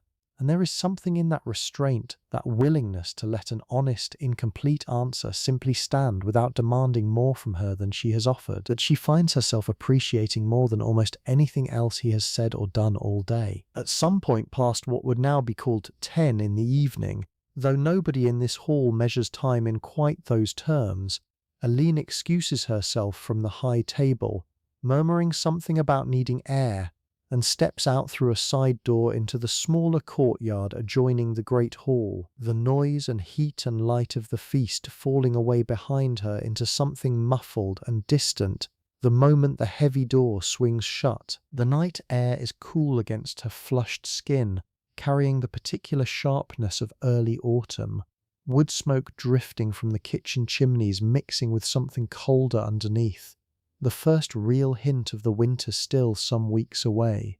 Overhead, the sky has cleared fully from the grey of the morning, and stars scatter across it in the kind of density that modern eyes, accustomed to the constant glow of artificial light, rarely get to see anymore. A whole sky's worth of small fixed points, indifferent and beautiful, doing exactly what they did this morning when she watched the sunrise change colour from her window, existing entirely outside the scale of human concerns. She is not alone in the courtyard, and her stomach performs a small involuntary drop when she realizes who else has stepped out for air at exactly this hour. Thomas stands near the far wall, a stack of documents tucked under one arm, having apparently been sent to fetch something for the evening's business even at this late hour, because a chancery clerk's work does not simply pause for a feast happening a floor away. He sees her at almost the same moment she sees him, and for a long moment neither of them says anything at all. I want to be careful with this scene because I think it would be easy to write it as something more dramatic than it actually was, some grand final confrontation, a declaration, a moment of tears. That is not what this is.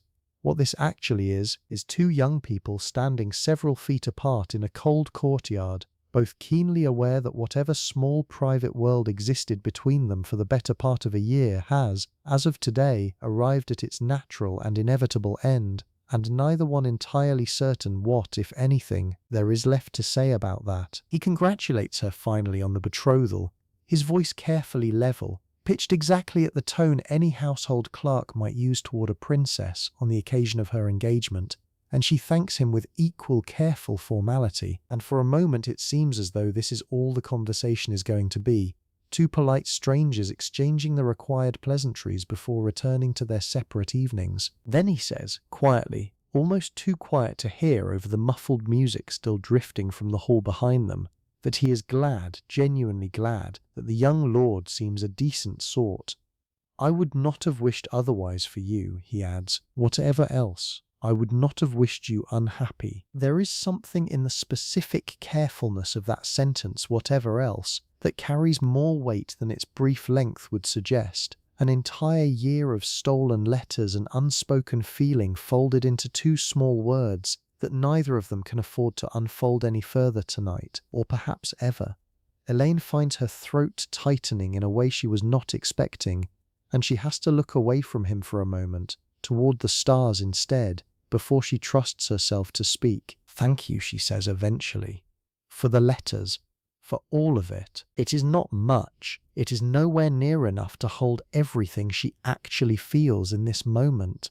The gratitude and the sadness and the strange, complicated relief of an ending that she has known was coming for months and still finds genuinely difficult now that it has actually arrived. But it is honest, and it is, she thinks, probably the most either of them can safely say to each other in a courtyard that anyone might walk through at any moment." Thomas nods, adjusts the stack of documents under his arm, and after a moment offers a small formal bow, the kind any clerk would offer any princess, correct in every particular, betraying nothing to anyone who might be watching from a window above. "I should return to my work, Your Grace," he says, and there is something almost unbearably gentle in his use of the formal title, a final small acknowledgement of the distance that has always in truth stood between them, even during the year when a folded letter behind a loose stone made that distance feel for a while almost bridgeable. She watches him cross the courtyard and disappear back through a smaller door leading toward the chancery offices,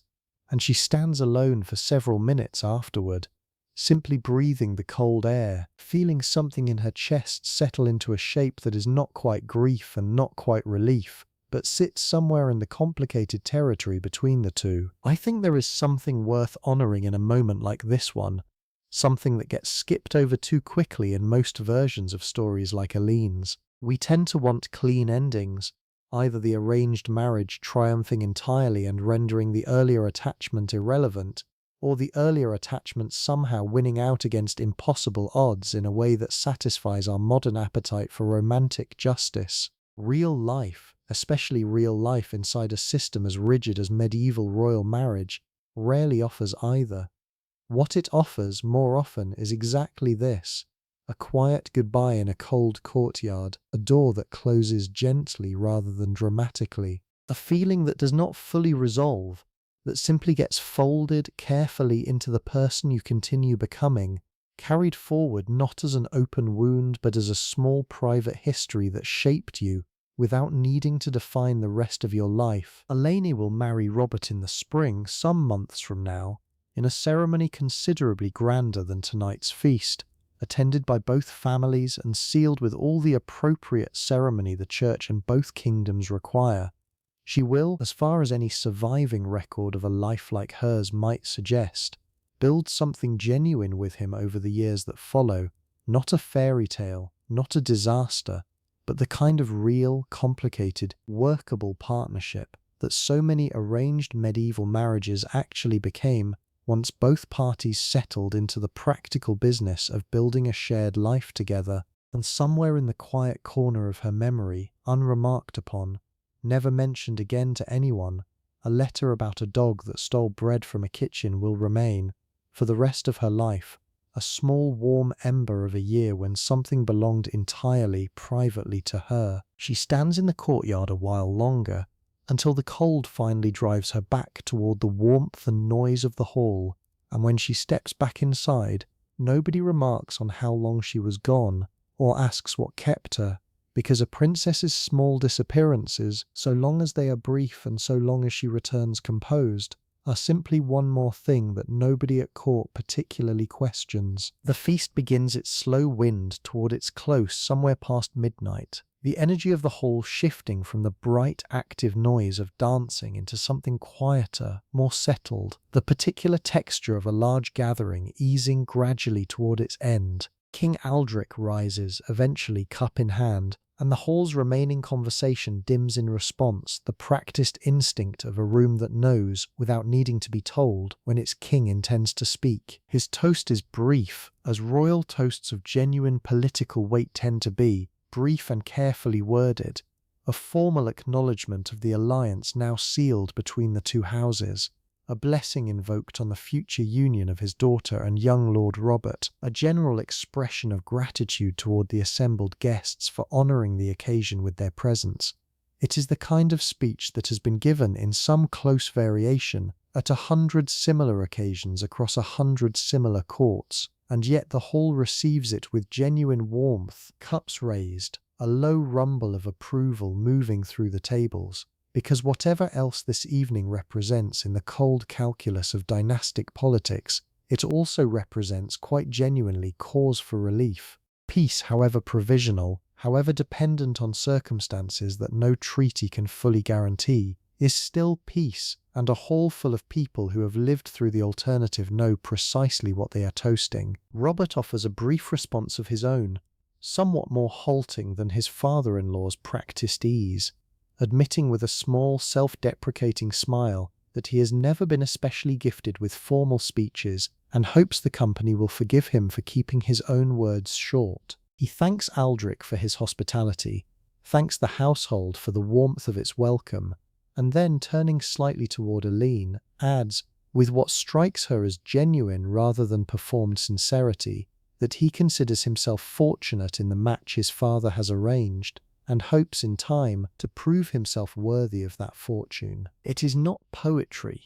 It is not the kind of declaration that gets remembered in songs or written into romances, but something in its plainness lands more solidly with Elaine than any more elaborate speech might have, precisely because it does not oversell itself, does not pretend to a feeling that 11 hours of acquaintance could not possibly have earned yet. He is being honest with her, again, in the same careful way he was honest with her in the garden that afternoon, and she finds herself watching him across the table in the warm torchlight, feeling something that is not yet love, could not possibly be love this early, but that might, given enough seasons and enough small ordinary days stacked one on top of another, eventually grow into something resembling it. The hall applauds both speeches with the genuine warmth of people who are tired, well-fed, and pleasantly drunk on good wine, and the evening settles after that into its final stretch,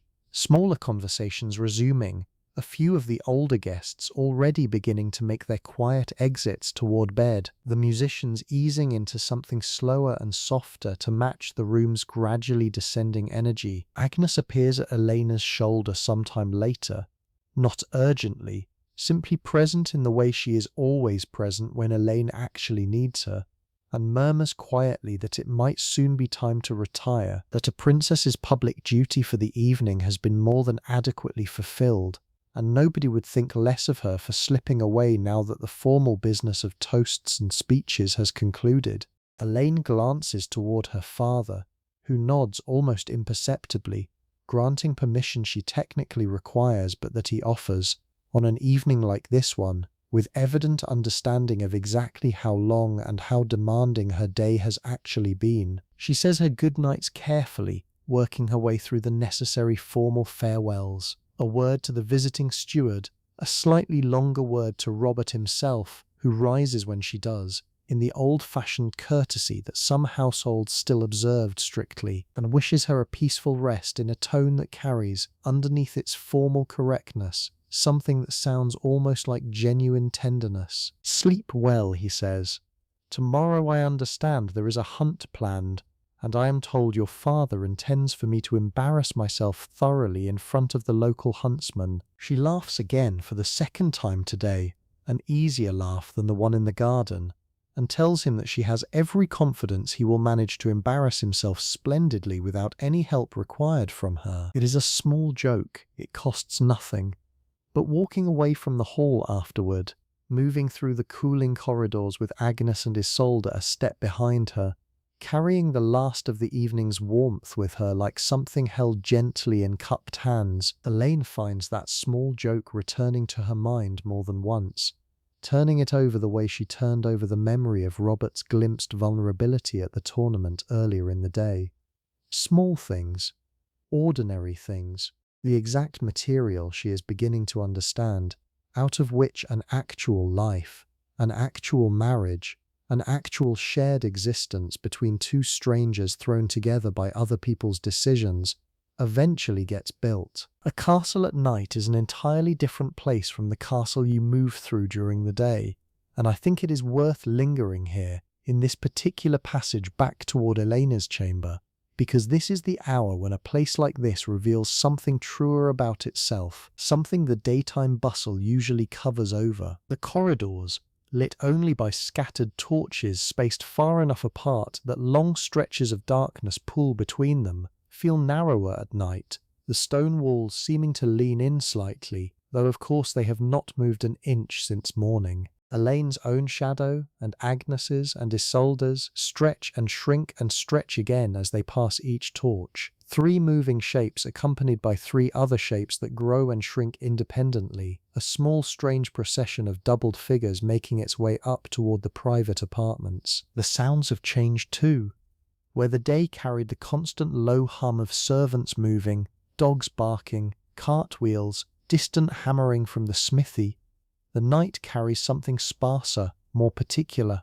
The wind, somewhere up in the higher towers, finds a gap in the stonework and produces a low, almost musical moan that Alina has heard every night of her life in this castle, and has simply come to think of as the building breathing, exhaling through some old crack that nobody has ever quite managed to seal. Somewhere below, muffled by several floors of stone, the last stragglers of tonight's feast can still be heard. A burst of laughter, a snatch of song, growing fainter with each staircase Alina climbs. A cat slips across the corridor ahead of them at one point, one of several that the household keeps loosely for the practical purpose of managing the mice that any large stone building housing that much stored grain will inevitably attract.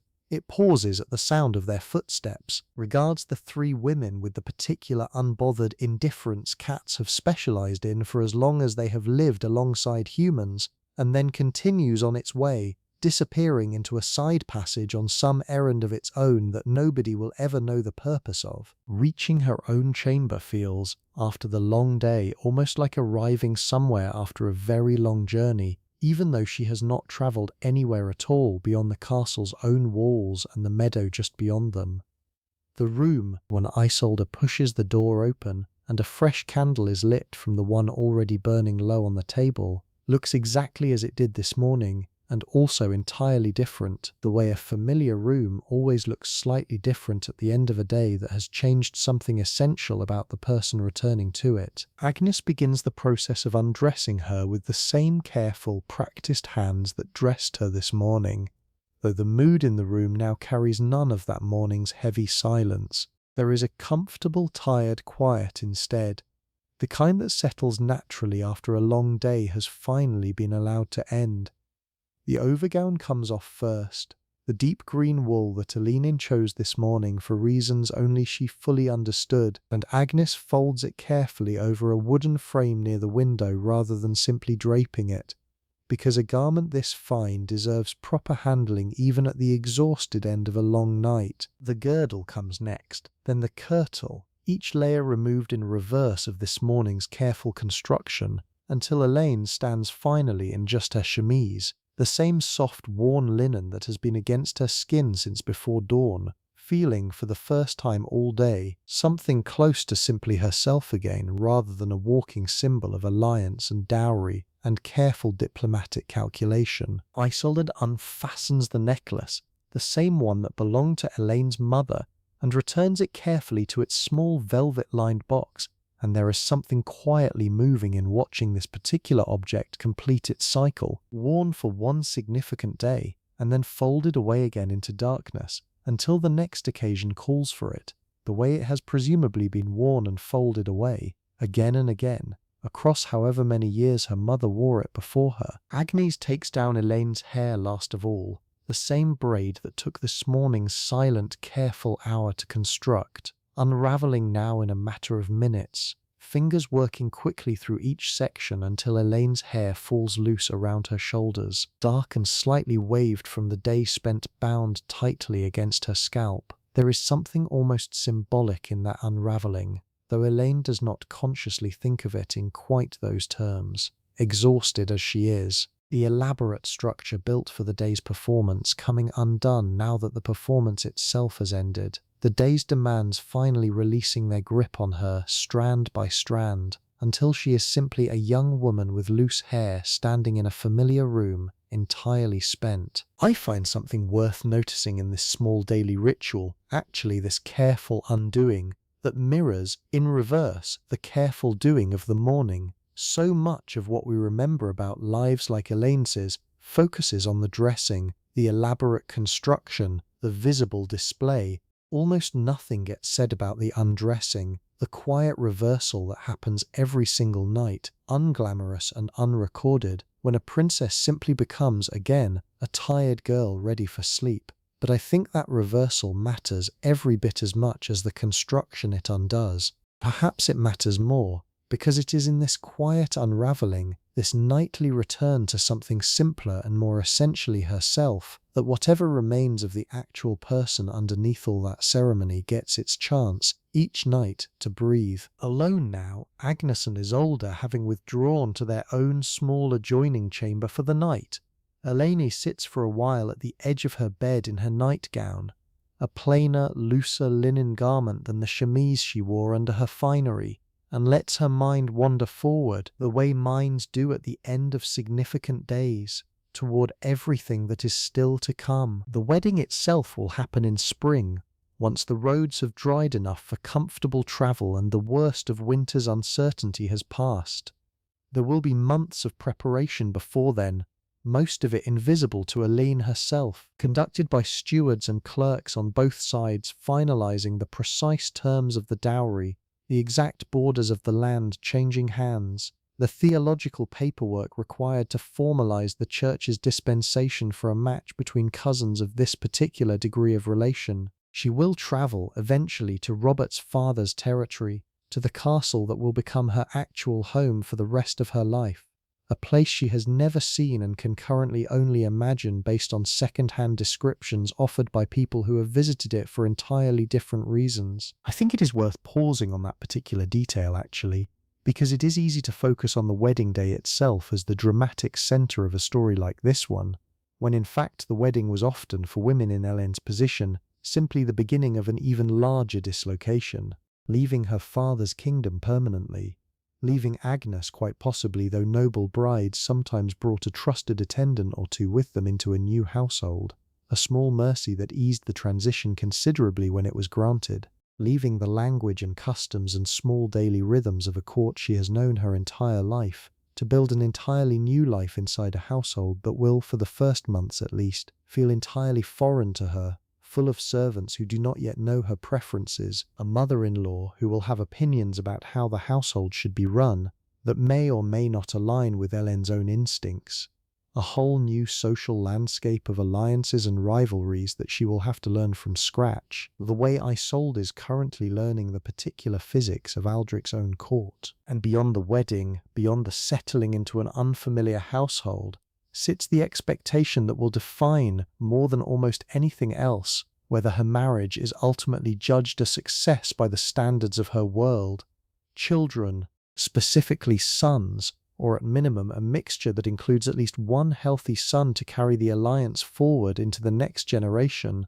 This expectation sat, quietly but constantly, beneath every arranged royal marriage of this period, an unspoken pressure that began almost from the wedding night itself, and did not meaningfully ease until an heir had actually been born and ideally survived infancy, which was, in this era, tragically far from guaranteed. I want to be honest with you about this part, because I think it is important even at this late hour, even in a story meant to soothe you towards sleep. Childbirth in the medieval period carried genuine serious risk for both mother and child, risk that modern medicine has reduced so dramatically that it can be difficult for us to properly imagine what it meant to face it without any of the interventions we now take for granted. Elaine, sitting on the edge of her bed tonight thinking about her future, understands this risk in the abstract way that everyone in her world understood it, as simply a fact of a woman's life.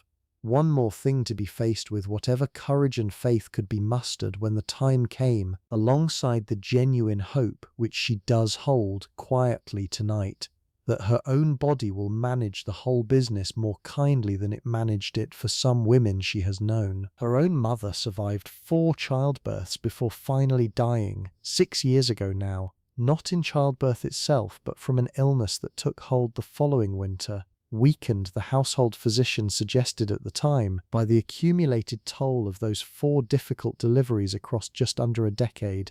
Elaine does not dwell on this thought for long tonight, because dwelling on it serves nothing, and because there is, alongside the fear, a genuine and equally real hope that carries just as much weight if she lets it. She has watched enough successful, ordinary, unremarkable childbirths among the women of the castle to know that the fear, while real, does not automatically win. Beyond childbirth sits an entire life she can only partially imagine tonight. The seasons of a royal year repeating themselves with their own predictable rhythm wherever she ends up living out her days. A Christmas court, elaborate and cold, candles and evergreen boughs brought inside to fight back the darkness of the year's shortest days. Spring planting, watched over from a distance the way nobility always watched agricultural labour, with genuine investment in its success but no direct hand in the actual work. Summer progresses, perhaps. If Robert's household follows the practice some noble families favoured of travelling between different properties throughout the warmer months, both to inspect their holdings directly and to avoid the particular unpleasantness that settled over any single residence too long occupied by too many people in summer heat. Harvest and the anxious watching that came with it, because a bad harvest meant a hard winter for everyone, tenant farmers and nobility alike, however differently they each experienced the hardship. And then Christmas again, the wheel turning, one year folding into the next. Somewhere inside that repeating wheel, if she is fortunate, sits also the slower, quieter accumulation of an actual life with Robert, the kind of gradual familiarity that turns a stranger met once in a garden into someone whose habits and moods and small private jokes become as familiar to her as her own reflection. She does not know, sitting here tonight, whether that particular fortune will be granted to her. Nobody in her position ever fully knows going in.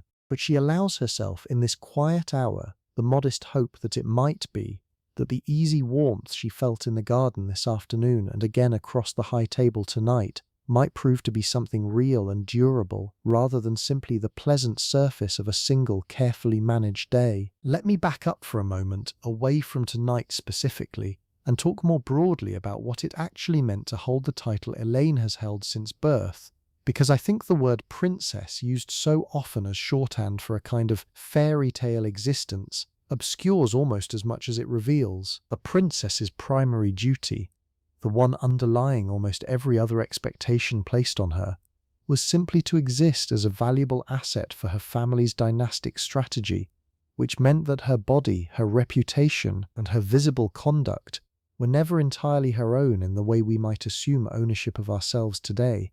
Her chastity before marriage was not a private moral matter, but a matter of state, because any hint of scandal attached to her would have made her considerably less valuable on the marriage market that would eventually determine which alliance her father could secure. This is precisely why the letters exchanged with Thomas carried the risk they did, not merely the risk of personal heartbreak if the arrangement had somehow been exposed, but a genuine political risk, the kind that could have unravelled negotiations that had taken years to build, humiliated her father in front of watching rivals, and reduced her own prospects to something considerably less advantageous than the match secured today. Beyond chastity, a princess was expected to model a particular kind of visible piety, attending mass regularly, observing fasts and feast days with proper attention, supporting the church through patronage where her resources allowed, because her religious conduct reflected directly on her family's own claim to legitimate, God-favoured rule.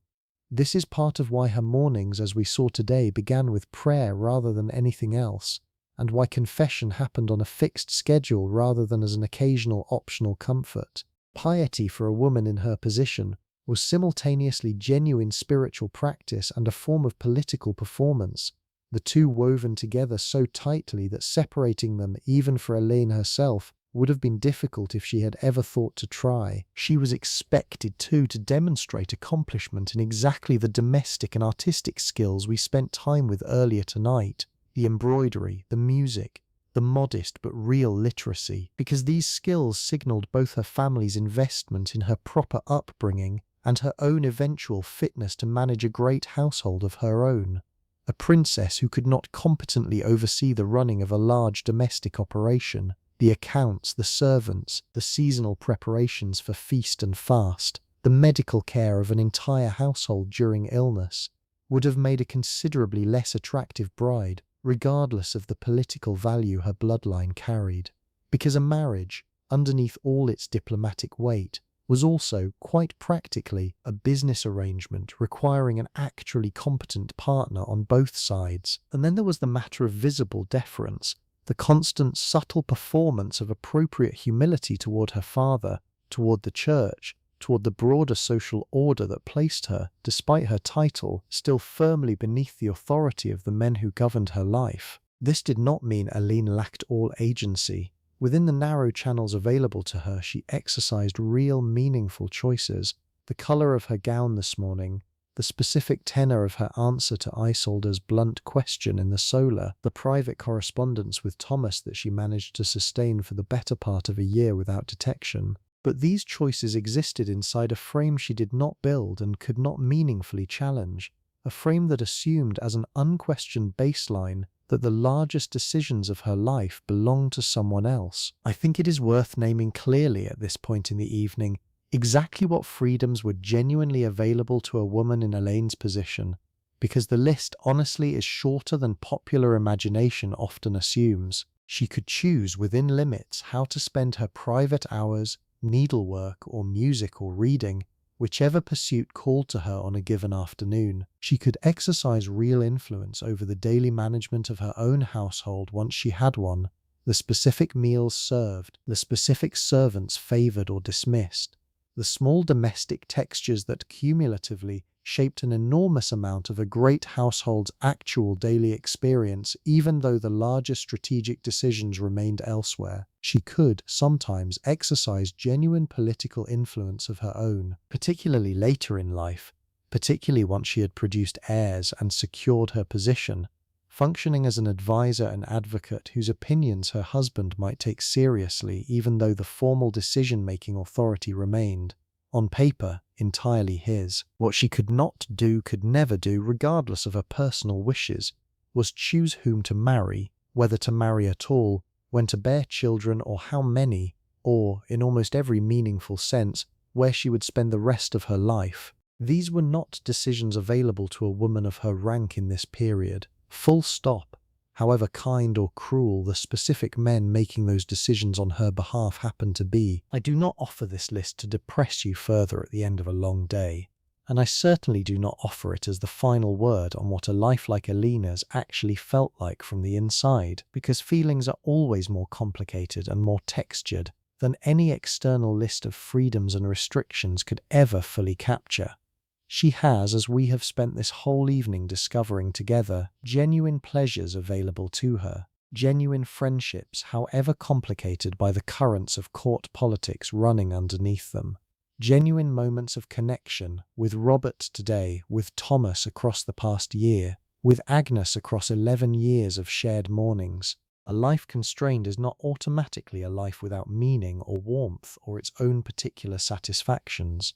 But I think honesty requires naming the constraints clearly, rather than smoothing them over into something more comfortably romantic than the actual historical record supports. Because Alina's dignity, and the dignity of every real woman whose life this composite portrait draws from, deserves that clear-eyed honesty rather than a prettier story that would let us look away from what was actually being asked of her. There is another dimension of daily life at a court like Aldrich's worth sitting with tonight, one that touched every person within these walls regardless of rank, and that is the constant, quiet presence of illness and the particular medical understanding available to treat it. The castle keeps a physician, an older man named Godfrey who trained for years at a cathedral school before entering royal service, and his approach to medicine, while it can seem strange or even alarming when measured against modern practice, represented in its own context genuine learning and careful observation built up over centuries of accumulated tradition.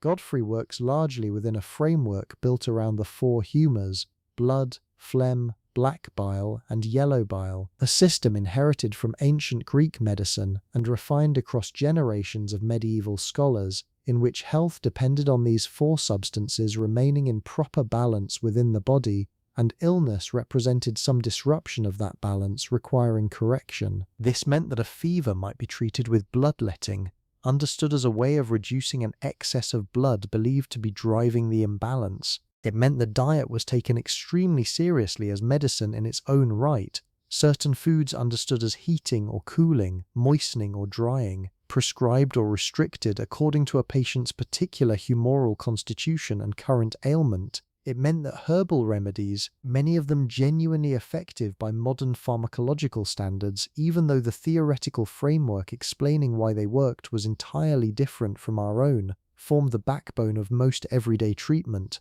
Willow bark for pain and fever, containing, we now know, compounds closely related to modern aspirin, though Godfrey understood its effectiveness through an entirely different lens. Elaine has been genuinely ill only a handful of times in her life that she can clearly remember, and each occasion left its own particular imprint on her memory of what care and tenderness looked like inside this castle. A bout of fever at age 9 that frightened the entire household enough that her father visited her sick room twice in a single day, an almost unheard of frequency of paternal attention that she has never entirely forgotten, precisely because it was so rare. A broken wrist at 12, sustained falling from a low garden wall she had been expressly told not to climb, set by Godfrey with a splint of wood and linen strips and healed, eventually, with only a faint persistent ache on cold mornings to show for it decades later, or so she imagines it will be, though decades have not yet arrived to confirm the prediction. I think it is worth acknowledging honestly that medieval medicine, for all its genuine sophistication within its own framework, could not do what modern medicine does, and that this gap mattered enormously, cost enormously, in ways that shaped how everyone in this period related to their own mortality and the mortality of the people they loved. Childhood illness carried genuine serious risk that most families today, at least in wealthier parts of the world, do not have to reckon with in anything like the same way. Elaine herself is one of 6 children born to her mother, and only 3 of those 6 survived past their 5th year, a ratio that was tragically unremarkable for this period across every level of society, from the poorest peasant household to the grandest royal court. Wealth bought better food, warmer shelter, and more attentive care, all of which genuinely improved a child's odds, but it did not buy immunity from the diseases that swept through medieval populations with a regularity and a lethality that modern readers sometimes struggle to fully absorb. This context matters for understanding something about the emotional texture of Elaine's world that might otherwise seem strange from a modern vantage point, a kind of practiced, careful relationship with loss that ran underneath even the most joyful occasions. The 3 siblings she lost are not, generally, subjects of open, ongoing grief in her daily conversation, not because they are forgotten or because their deaths mattered less than a modern parent's loss would matter today, but because a world with this much loss built into its basic operation required people to develop different emotional tools for carrying it, tools built more around acceptance and faith and a kind of steady, quiet endurance than around the more openly expressive grieving practices that later centuries would develop. I want to be careful not to suggest that people in this period felt loss less deeply than we do, because I do not believe that is true, and the surviving letters and chronicles from this era, when they do touch on personal grief, reveal feeling every bit as raw and real as anything a modern parent or sibling might express. What differed was not the depth of feeling but the surrounding structure available to hold it, a structure built heavily around religious faith, the conviction that a lost child had passed into God's keeping and would be reunited with the family eventually in a better world, a conviction that, whatever we might think of its literal truth, provided genuine, functional comfort to people who needed somewhere real to put grief this large and this common. Godfrey himself, sitting with Elaine during her fever at 9, told her something she has carried with her since, delivered in the matter-of-fact tone he brought to most things, that the body knows more about healing itself than any physician does, and that his own job, most days, was simply to help that natural process along a little and get out of its way the rest of the time. It struck her, even at 9, as a strangely humble thing for a learned man to say, and she has thought of it more than once since, on the rare occasions illness has visited her own household, a small piece of practical philosophy tucked inside an otherwise ordinary sick-room memory. Tonight, mercifully, nobody in the castle requires Godfrey's attention. The feast has ended without incident, the wine consumed in quantities that will produce some regrettable headaches by morning, but nothing more serious than that. And somewhere in his own small chamber near the chapel, Godfrey is very likely already asleep, his own long day of quietly monitoring an occasion with this much wine and this much excitement finally, blessedly over. Let me take you for a while through the fuller turning of a year at a court like this one, because tonight's feast, however significant, is only a single bright point along a much longer, quieter rhythm that shapes almost everything about how a household like Alina's actually experiences time passing. Winter arrives in this part of the world with a particular heaviness that modern heated homes have made almost impossible to properly imagine. Stone, for all its strength and permanence, holds cold the way it holds heat, stubbornly and thoroughly, and a castle in deep winter becomes an exercise in constant, deliberate warmth-seeking. Fires kept burning in every hearth that can be reasonably staffed and fueled. Thick tapestries hung not merely for decoration, but because they genuinely helped trap what little warmth the fires managed to produce against walls that would otherwise simply drink it away. Aline sleeps through the coldest months under several layers of heavy blankets and furs, sometimes with a warmed stone wrapped in cloth tucked near her feet, a small domestic technology that made the difference, on the worst nights, between actual rest and a long shivering wait for dawn. Christmas, when it arrives, brings the single greatest concentration of feasting and ceremony the household's year contains. Stretching across the 12 days between the Holy Day itself and Epiphany in early January, a period during which the usual rhythms of work and fasting loosen considerably, replaced by an extended, deliberate indulgence that served both genuine religious celebration and a practical human need to push back against the year's darkest, hardest stretch with as much warmth and light and shared company as the household could manage. Evergreen boughs, holly, ivy, brought inside to decorate the hall, functioned as both decoration and quiet symbol, green life persisting stubbornly through the season that tried hardest to extinguish it. Spring, when it finally arrives, changes the entire character of the castle almost overnight, or so it can feel after months of enforced indoor closeness. Windows that have been shuttered against the cold reopen. The gardens, dormant and grey through winter, begin their slow green return, and Elaine, along with most of the household, finds herself drawn outdoors at every available opportunity, a kind of collective, unspoken relief moving through the entire castle population as the days lengthen and the worst of the cold finally releases its grip. This is also, not coincidentally, the season when weddings like Elaine's own upcoming ceremony were often scheduled, the roads finally dry enough for the travel that a wedding between two different noble households inevitably required, the general mood of the season itself lending itself naturally to celebration and new beginnings. Summer brings its own particular demands, less about survival against cold and more about managing the practical challenges of heat and the increased activity that warmer weather made possible. Hunting, a genuinely important activity for the nobility of this period, both as sport and as a meaningful supplement to the household's food supply, occupied a significant portion of summer and early autumn, with Eline watching most hunts from a comfortable distance rather than participating directly, though some noblewomen of this era did ride with hunting parties themselves, particularly for the less dangerous forms of the sport involving hawks, rather than the more hazardous pursuit of boar or deer with spears. Harvest, arriving in late summer and early autumn, carried an anxiety that touched every level of society simultaneously, because a poor harvest meant genuine hardship ahead regardless of rank. though of course that hardship distributed itself extremely unevenly, with the poorest tenant farmers facing actual hunger, while the castle's own stores, carefully managed and considerably larger, absorbed a bad year with real difficulty but rarely with the same desperate stakes. Eileen has grown up understanding, in the abstract way that privilege allows, that her own comfort depends ultimately on the labour and success of people whose faces she mostly does not know, and whose names she will likely never learn.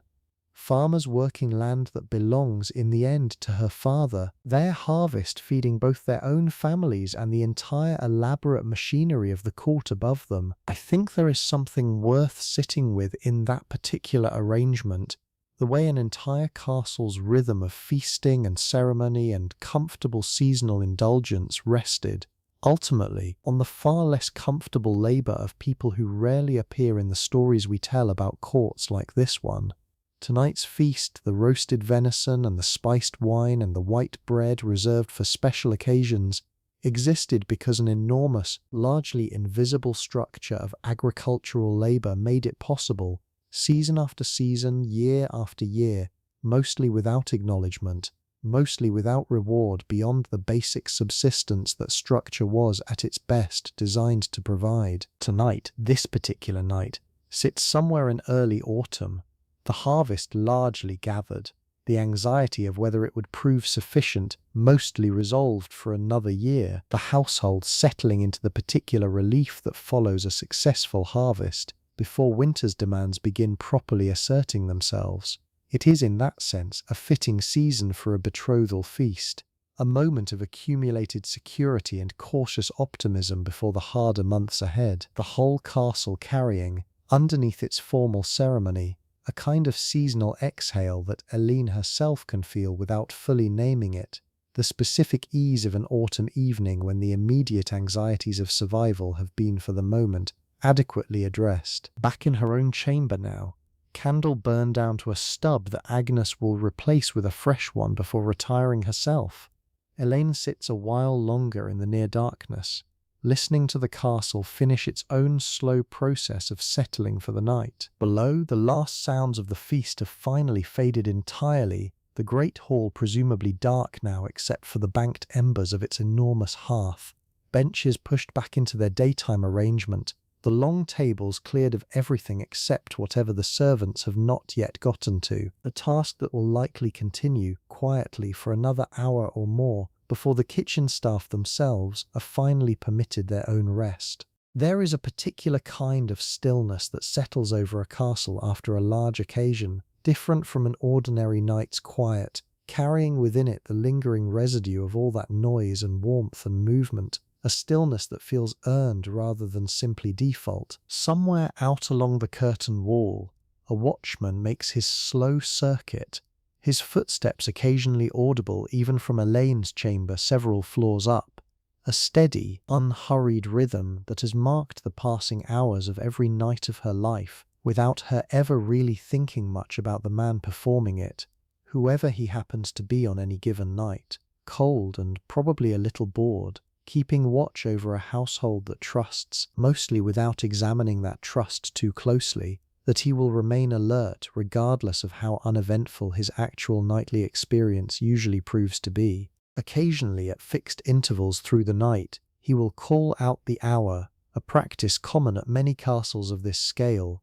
a human voice marking time in the darkness for anyone awake enough to hear it, and find some small comfort in its steady, expected repetition. The wind has picked up slightly since Elene came inside, and it moves now through whatever gap produces that low, moaning note she thinks of as the castle's own breathing, a sound she finds, on most nights, genuinely soothing rather than eerie, familiar in the deepest sense, the exact texture of nighttime she has known since before she could form clear memories at all. Rain begins, faintly, sometime in this stretch of settling quiet, a soft patter against the narrow window that will, by morning, have washed the dust of today's arrivals and departures from the outer bailey, leaving everything fresh and slightly muddy for whatever tomorrow happens to require of it. In the kitchens far below, the last fires are being banked for the night, covered carefully to preserve embers that will be coaxed back to full flame before dawn, rather than needing to be started entirely from scratch, a practical continuity that saved considerable effort across the household's daily operation.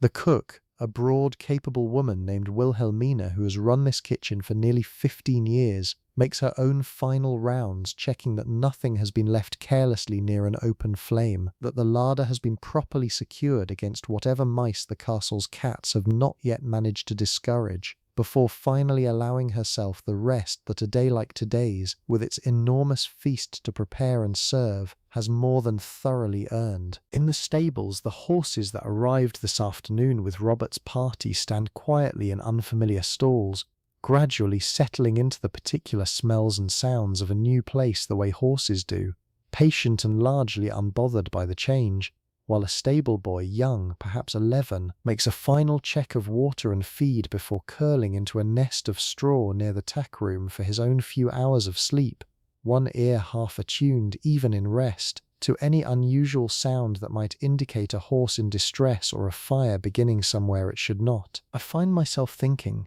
sitting with this whole sprawling household settling simultaneously into its various forms of rest, about how many separate, complete lives exist inside a single castle's walls, each one carrying its own weight and worry and small satisfactions entirely independent of whatever drama happens to be unfolding among the nobility on any given day. Wilhelmina's 15 years running that kitchen represent an entire skilled career, full of its own triumphs and failures that nobody at the high table tonight gave a single thought to while enjoying the meal her hands and her years of accumulated expertise produced. The stable boy's careful attention to the horses in his charge represents its own small, serious form of competence and responsibility, invisible to almost everyone except the animals who depend on it. Elaine's betrothal, enormous as it feels from inside her own particular vantage point, is simply one thread among hundreds being woven simultaneously through this castle tonight, no more or less real than any of the others, simply more visible, more discussed, more carefully recorded by whatever chroniclers eventually get around to writing down the political history that emerges from occasions like today's. The rain continues, steady now rather than intermittent, and Elaine finds the sound of it against her window genuinely lulling.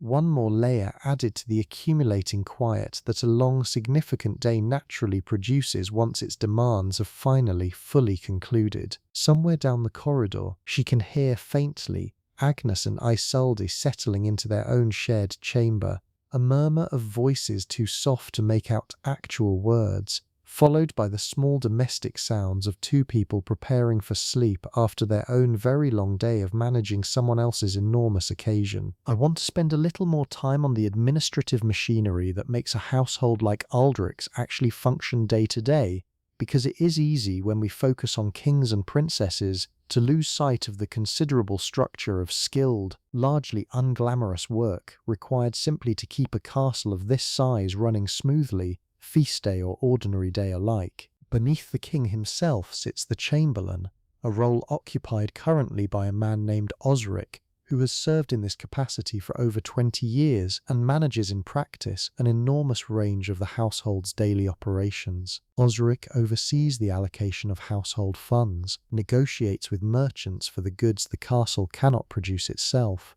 spices and fine cloth and the wine that flowed so freely at tonight's feast, and manages the complex logistics of housing and feeding the dozens of people who live within these walls on an ordinary day, a number that swells considerably, as it has today, whenever significant guests arrive requiring their own retinues to be similarly accommodated. It was Osric, in fact, who spent the better part of the past year handling the detailed negotiations around Elene's dowry, working alongside a counterpart from Robert's father's household to hammer out the precise terms that both sides could accept, a process that involved considerably more haggling and careful calculation than the eventual formal announcement, delivered with such polished diplomatic language, ever revealed to the wider court. Osric understands, better than almost anyone else in this castle apart from Aldrich himself, exactly what Elene's marriage is actually worth in hard practical terms, having spent months translating the abstract idea of an alliance into specific numbers of silver marks and specific parcels of contested farmland. Beneath Osric sits a whole further layer of specialized staff: a steward responsible for the household's daily provisions, a marshal overseeing the stables and the horses that represent both practical transportation and a significant portion of the household's visible wealth, a master of the hunt responsible for organizing the seasonal hunting expeditions that supplement the castle's table and provide the nobility with their favored sport. Each of these roles carries its own internal hierarchy, its own apprentices and assistants working their way up through years of accumulated experience, a whole invisible economy of skill and advancement running parallel to the more visible hierarchy of noble rank that determines who sits where at the high table. The clergy attached to the household occupy their own particular position within this structure, connected to but somewhat separate from the secular chain of command, answering ultimately to the church's own authority even while serving, day to day, the specific spiritual needs of this specific household. The priest who hears Elaine's confession answers to a bishop whose own authority extends across a considerably larger territory than Aldric's kingdom alone, a reminder that the church, throughout this period, functioned as a genuinely international institution with its own claims to authority that existed alongside and sometimes in tension with the authority of individual secular rulers. This matters for understanding the specific negotiation around Elaine's marriage that we touched on earlier, the question of the church's dispensation required because she and Robert share a degree of blood relation that canon law in this period treated with considerable seriousness. The rules governing consanguinity, how closely related two people could be while still marrying without special permission, grew genuinely complex across the medieval centuries, complex enough that royal families, who tended to intermarry within a fairly small pool of eligible partners across generations, frequently found themselves requiring exactly this kind of formal ecclesiastical permission to proceed with matches that made perfect political sense but ran up against the letter of church law.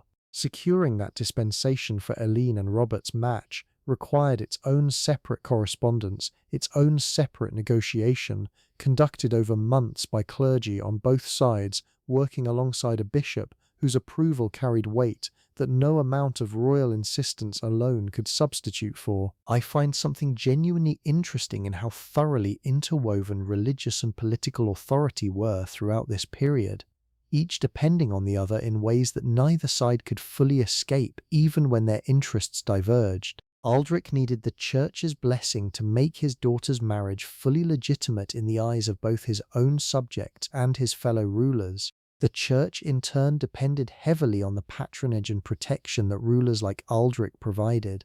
Land grants, funding for building projects, physical protection in an era when violence remained a persistent, real threat to any institution without its own armed force. Neither side held clean, independent authority over the other. They existed instead in a constant, complicated negotiation that shaped nearly every significant decision a household like this one made, including, as we have seen tonight, whom a princess could and could not marry. Below all of this administrative and religious structure sits the much larger population of household servants proper, the cooks and scullions and laundresses and grooms and countless others whose individual names rarely survive in any record, but whose collective labor made every single thing we have discussed tonight physically possible. Someone hauled the water for Elaine's bath this afternoon. Someone tended the ovens that produced the white bread served at tonight's feast for hours before a single guest arrived. Someone will spend tomorrow morning cleaning the great hall of tonight's accumulated mess, wine stains and scattered rushes and whatever else a large feast inevitably leaves behind, work that will go entirely unremarked upon by anyone who benefited from tonight's celebration, work that simply needs doing and gets done day after day by people whose own stories this particular telling, focused as it is on Elaine, cannot fully honor, though I think they deserve, at minimum, this small acknowledgement before we let the night close in fully around this castle and everyone sleeping within it. Elaine finally moves from the edge of her bed toward actually lying down. pulling the heavy blankets up over herself, and in the settling quiet of her own dark chamber, she allows her mind to do what minds tend to do at the true end of a long, significant day, drift backward over everything that happened, without quite trying to organize any of it into a proper conclusion. She thinks of the dawn, the grey light, and the silent braiding. The girl she was this morning who did not yet know what kind eyes actually looked like, who knew Robert only as a name attached to a dowry and a border dispute. That girl feels now, only some 16 or 17 hours later, oddly distant, not gone exactly, but altered, the way a familiar room looks altered once you know something new about what happened inside it. She is still fundamentally the same person. She still likes the colour green. She still misses her mother in that particular quiet way that never fully resolves, only changes shape over the years. She still has the ghost of an ink-stained hand and an unguarded laugh tucked somewhere private inside her chest, a small warm ember that today's events did not extinguish, only rearranged. But something has shifted too, something she cannot entirely name, even lying here in the dark, trying to locate it precisely. This morning, Robert existed only as an abstraction, a set of facts relayed through Agnes and diplomatic correspondence, kind eyes and a title and a dowry negotiation. Tonight, he exists as an actual person she has watched move through a sword exhibition with unforced competence, heard laugh at his own inability to train a stubborn hawk, listened to admit with real vulnerability that he understands neither of them chose this and hopes they might manage honesty together regardless. That shift from abstraction to person changes the entire shape of what tomorrow and the months ahead actually mean to her, even though nothing about the underlying political arrangement has changed even slightly. I think there is something worth noticing here about how differently the same objective facts can feel depending on the texture of lived experience layered over them.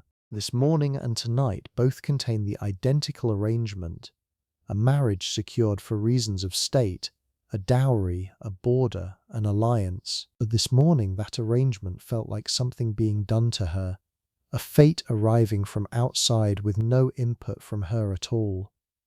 Tonight, having actually met the person at the center of it, having exchanged real jokes and real honesty with him across a garden walk and a shared table, the same arrangement feels, if not entirely chosen, then at least somewhat inhabited, something she has begun in her own small way to actively participate in shaping rather than simply endure. That distinction matters more than it might initially seem to, I think, for understanding how women like Elaine actually survived, and sometimes genuinely thrived, within a system that offered them so little formal power over their own lives. The formal structure never changed. Fathers arranged marriages, daughters complied, but within that unchanging structure, real individual women found real meaningful room to shape their own experience through exactly the kind of small human connection Elaine found today in a garden with a young man who asked her a genuine question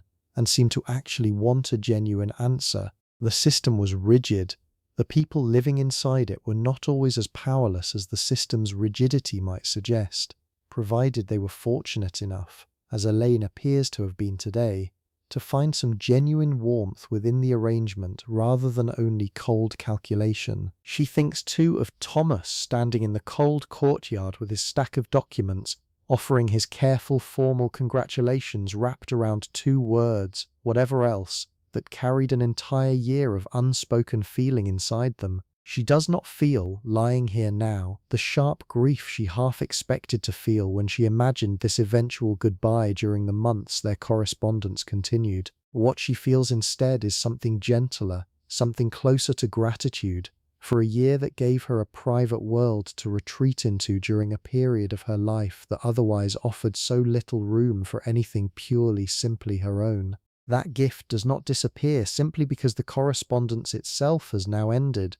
It becomes instead a permanent small addition to who she is, carried forward quietly into whatever comes next, unremarked upon but not forgotten. She thinks of Agnes unravelling her hair tonight with the same careful hands that constructed it this morning, 11 years of exactly this particular intimacy building toward a bond that transcends, even if it never quite escapes, the formal distance their respective positions require. She thinks of Isolde's unguarded delight during tonight's dancing, and hopes, again, that whatever marriage eventually claims that particular 16-year-old proves kinder than these arrangements sometimes prove.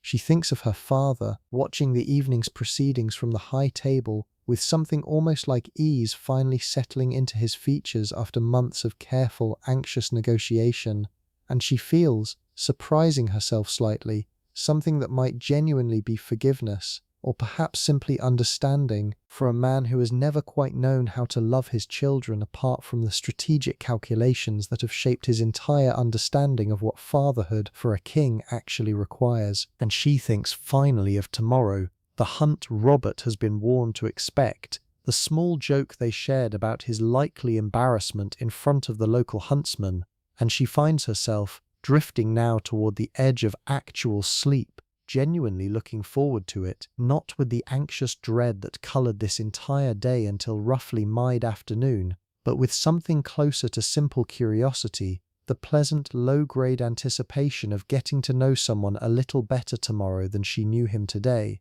One more small piece added to a picture that will, given enough seasons and enough ordinary days, eventually become something whole. The rain continues its steady patter against the narrow window, and somewhere beneath that sound, so faint it might almost be imagined, Aline can just make out the watchman's distant call marking another hour past. A voice she cannot make out clearly enough to catch the actual number, only the rhythm of it, rising and falling across the wet dark air of the bailey below. Her body has begun, finally, to do what bodies do at the true end of a long day. The accumulated tension of the morning's dread and the afternoon's careful performance and the evening's sustained social effort gradually releasing its hold, muscle by muscle, in a way she is only distantly aware of even as it happens. Her shoulders, which carried a particular tightness through most of this morning's silent hair braiding, have softened considerably, sinking into the mattress beneath her with the specific heaviness that comes only from genuine bone-deep tiredness rather than mere sleepiness. Her hands, folded loosely now on top of the blanket, have stopped their small unconscious fidgeting, the habit she has carried since childhood of picking at a loose thread or worrying at the edge of a fingernail whenever her mind runs faster than her circumstances allow her to act. The candle beside her bed has burned down to almost nothing now, its flame small and steady, throwing a soft, warm circle of light onto the ceiling directly above that grows gradually dimmer as the wax continues its slow disappearance. She watches it without quite watching it, the way you watch something at the very edge of sleep, present and absent at the same time, her eyes tracking the small flicker without any longer processing much beyond its simple existence, warm and orange against the deepening dark of the rest of the room. Outside, the rain shifts briefly into something slightly heavier, a fuller sound against the window and the stone walls beyond it, before settling back into its steadier patter, the specific unpredictable rhythm of autumn rain that never quite commits to one intensity for very long. Elaine finds this shifting sound, oddly, more soothing than a perfectly steady rain would be, the small variations giving her drifting attention something gentle to follow without ever demanding enough focus to keep her properly awake. Her breathing has slowed, matching itself, without any conscious effort on her part, to the loose, unhurried rhythm that the body settles into naturally once genuine rest becomes possible, once the vigilance that a long day of careful performance requires finally releases its grip enough to let something quieter take over. She thinks in fragments now rather than complete sentences, of green ribbon tied around an upper arm, of a hawk that refuses correction, of ink-stained fingers folding a small piece of parchment behind a loose stone, of her mother's necklace catching candlelight at her throat, of Agnes's hands moving surely through hair in the grey dawn light that now feels, somehow, like it belonged to an entirely different day than the one that is only now, this very moment, finally coming to its true close. The specific quality of tiredness that has settled over her carries a texture she recognizes, though she could not have named it precisely if asked. The particular heaviness that follows genuine emotional effort sustained across many hours, different from simple physical exhaustion, deeper somehow, settling not just into muscle but into whatever part of a person does the quieter, less visible work of feeling frightened and then relieved and then cautiously hopeful,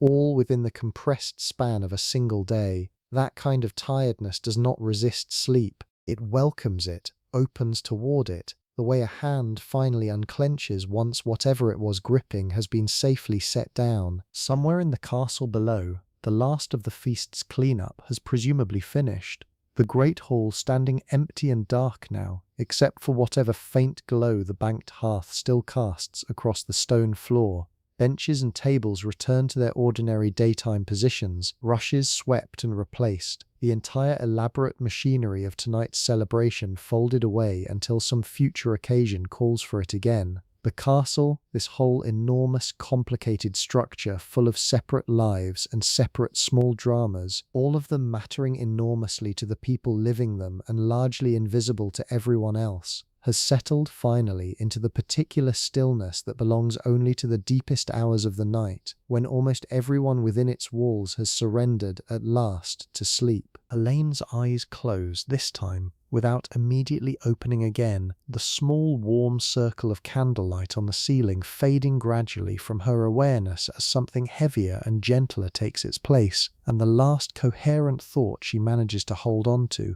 before the day finally, fully releases her into sleep, is not about Robert or her father or the alliance, or even Thomas standing in the cold courtyard with his careful, formal goodbye. It is simply the memory of Agnes's voice, quiet and certain from earlier this evening. You look every inch what you are, and whatever exactly that meant, whatever combination of princess and daughter and ordinary tired girl it was actually describing, it settles over her now like one more blanket, warm and familiar, as the candle finally gutters out entirely and the room falls into full, complete darkness. And somewhere just beyond the edge of conscious thought, Elaine finally, fully sleeps. I want to step back, before we let this particular night finish closing in around us, and tell you honestly what we actually know and do not know about women who lived lives like the one we have spent these past hours inside. Elaine herself, as I mentioned very early on, is a composite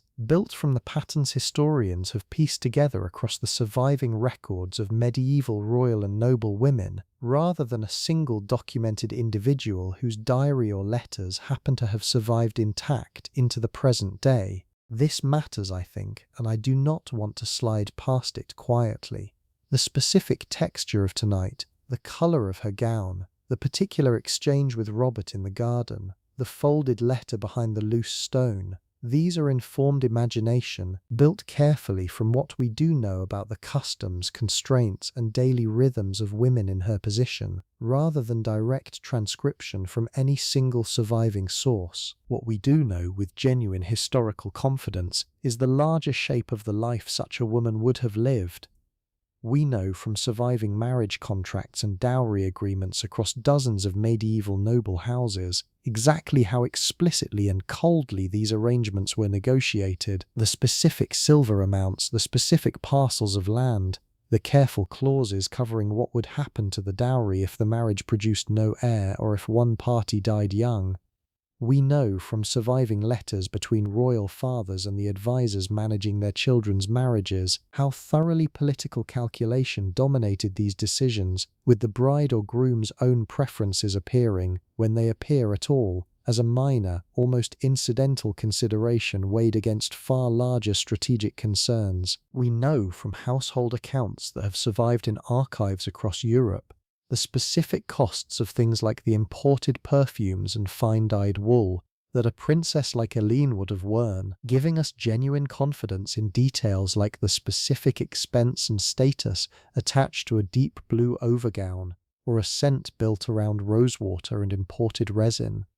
We know from surviving conduct literature written specifically for young noblewomen of this period, the precise expectations placed on their behavior, their piety, their domestic accomplishments, giving us real confidence in the shape of an education built around embroidery and music, and careful, limited literacy. We know considerably less about the interior emotional lives of these women, for the simple reason that very few of them left behind writing of their own, and the writing that does survive was almost always produced or at least filtered through male scribes, confessors, or chroniclers whose own interests and assumptions inevitably shaped what got recorded and what did not. This is precisely why a story like Eline's, the private letters with Thomas, the specific quality of relief she feels meeting Robert, the particular texture of her grief for her mother, must be built through informed imagination rather than direct historical documentation. We are reconstructing an interior life that the historical record, by its very nature, mostly failed to preserve, using everything we do know about the external circumstances of women like her to imagine, as carefully and honestly as we can, what living inside those circumstances might actually have felt like. I think this deserves to be said plainly rather than glossed over, because I believe honesty about the limits of historical knowledge actually makes a story like this one more valuable, not less. We are not claiming that Helene specifically existed, or that these specific events happened in this specific order to this specific person. We are claiming something more modest and I think ultimately more useful, that the pattern of this life, the arranged marriage, the political calculation, the narrow but real spaces of personal agency carved out within an otherwise rigid structure, the genuine warmth that could exist alongside genuine constraint, accurately reflects what historians have been able to piece together about how women in Helene's position actually lived, across dozens of documented examples whose individual details we have drawn from and combined. There is something genuinely moving, I think, in the handful of cases where a medieval noblewoman's own voice does survive with enough clarity to give us a real glimpse into her interior life. Women whose personal letters, or in rarer cases, whose own written reflections have come down to us intact enough to read directly rather than through layers of male filtering. These surviving voices tend to confirm exactly the pattern we have imagined tonight for Alina, women navigating arranged marriages with a complicated mixture of resignation, pragmatic acceptance, and in many documented cases the eventual development of genuine affection and partnership with husbands they did not choose, alongside private griefs and private joys that existed largely outside the formal political record their marriages otherwise generated. Some of these women went on to wield genuine political influence in their own right, particularly as widows managing estates and, in some cases, entire regencies during a son's minority, a stage of life that, ironically, often granted medieval noblewomen more direct formal power than they had ever held as either daughters or wives. Others left behind evidence of genuine happiness in their marriages, letters expressing real affection and partnership decades into unions that began, exactly as Eleanor's is beginning tonight, as pure political calculation. Others, of course, endured marriages that never became anything more than the cold arrangement they started as, or worse, unions marked by real cruelty that the historical record sometimes preserves in unflinching, difficult detail. The truth, as it so often is, sits somewhere across this entire spectrum, and I think the most honest thing we can do sitting with a story like Elaine's tonight is hold that full range gently in mind, neither romanticizing arranged medieval marriage into something more uniformly warm than it actually was, nor flattening it into something uniformly tragic that erases the genuine agency, warmth, and resilience that women like Elaine, across so many documented lives, actually managed to build for themselves within a system that gave them so little room to begin with. There is something I find myself returning to again and again whenever I sit with a story like Elaine's for long enough, and it is this: the specific shape of her situation, an arranged marriage negotiated entirely by others, a stranger's face arriving on a particular morning to determine the whole remaining course of her life, feels on its surface entirely foreign to how most of us understand marriage and choice today, especially across the parts of the world where this channel finds most of its listeners. And yet something underneath that specific historical arrangement still resonates, I think, in ways that are worth sitting with gently rather than rushing past. Every one of us, in some form, has faced a version of Aline's dawn, that particular quality of morning where you know something enormous is about to arrive and you cannot yet know how it will actually feel once it does. Maybe it was not a marriage arranged by a king. Maybe it was a first day at a new job, a move to an unfamiliar city, a meeting that would determine whether a relationship continued or ended, a diagnosis waiting on the other side of a phone call you have not yet made yourself answer. The particulars change completely from century to century, from life to life. But the shape, the specific texture of standing at the threshold of something that will reorganize your understanding of your own future, that shape recurs quietly across almost every human life, regardless of the era or the circumstances producing it. I think this is part of why stories like Elaine's continue to hold real value for us, centuries removed from the specific political and religious structures that shaped her particular version of this experience. Not because her circumstances mirror our own in their details. Most of us, thankfully, will never have our marriages arranged through formal treaty negotiations conducted by clerks and bishops, but because the underlying human experience of facing an uncertain, consequential threshold with whatever composure and quiet courage we can manage, that experience translates across an enormous distance of time and circumstance, arriving intact enough to still mean something to a listener lying in the dark many centuries and many miles away from any medieval castle. There is also something worth noticing, I think, in how Elaine's day actually resolved.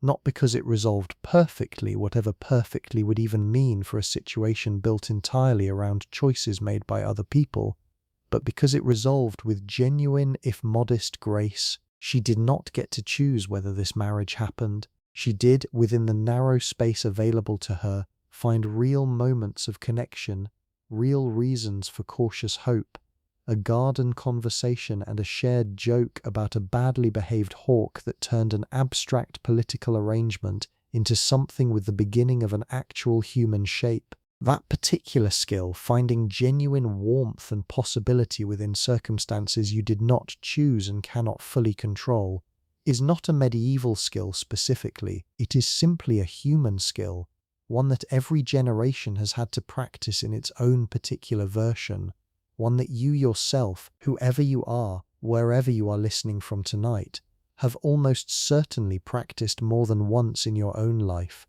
in circumstances entirely different from Elaine's, and yet requiring, underneath the differences, exactly this same quiet, patient capacity for making the most of what actually arrives, rather than only what you might have wished for instead. I do not want to overstate this connection into something too neat or too tidy, because I think the differences between Aline's world and our own genuinely matter, and flattening them entirely into a simple universal message would do a disservice to both the specific historical reality she represents and the specific present reality you are actually living inside tonight. Her lack of choice was total and structural, in a way that for most listeners to this channel, thankfully, it is not.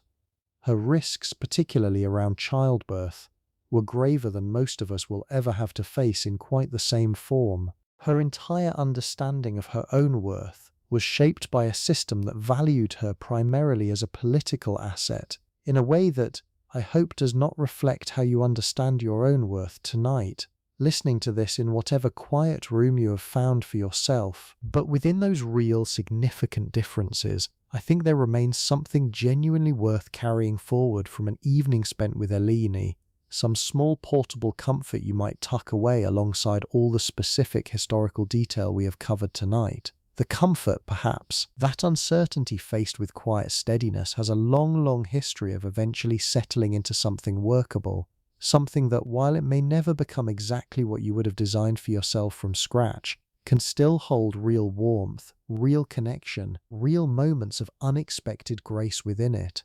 Aline's morning began in dread. Her night ends as we have spent this whole evening discovering together in something closer to cautious, genuine peace. That particular arc, dread softening gradually into peace across the span of a single long day, is not a medieval phenomenon. It is simply one of the oldest, most reliable shapes a human life takes, repeating itself quietly across every century we have any record of at all, including, I suspect, more than a few days in your own life that you might recognize, now that I have named the shape out loud, as following exactly this same pattern. By this hour, even the last stragglers from tonight's feast have found their beds.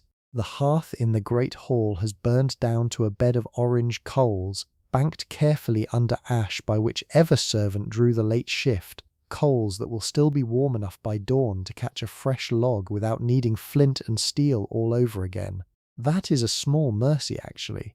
One of those quiet domestic technologies nobody thinks to be grateful for until they have had to start a fire from nothing on a cold morning. Isolde, in the small shared chamber down the corridor, has fallen asleep mid-sentence, more or less, still describing to Agnes some detail of tonight's dancing that Agnes stopped properly listening to several minutes earlier, though she never said so, because there is a particular kindness in letting a 16-year-old talk herself into sleep rather than cutting her off. Agnes herself lies awake a little longer than the girl beside her, running back through the day the way she runs through most days, checking it for anything left undone, and finding tonight mostly satisfaction.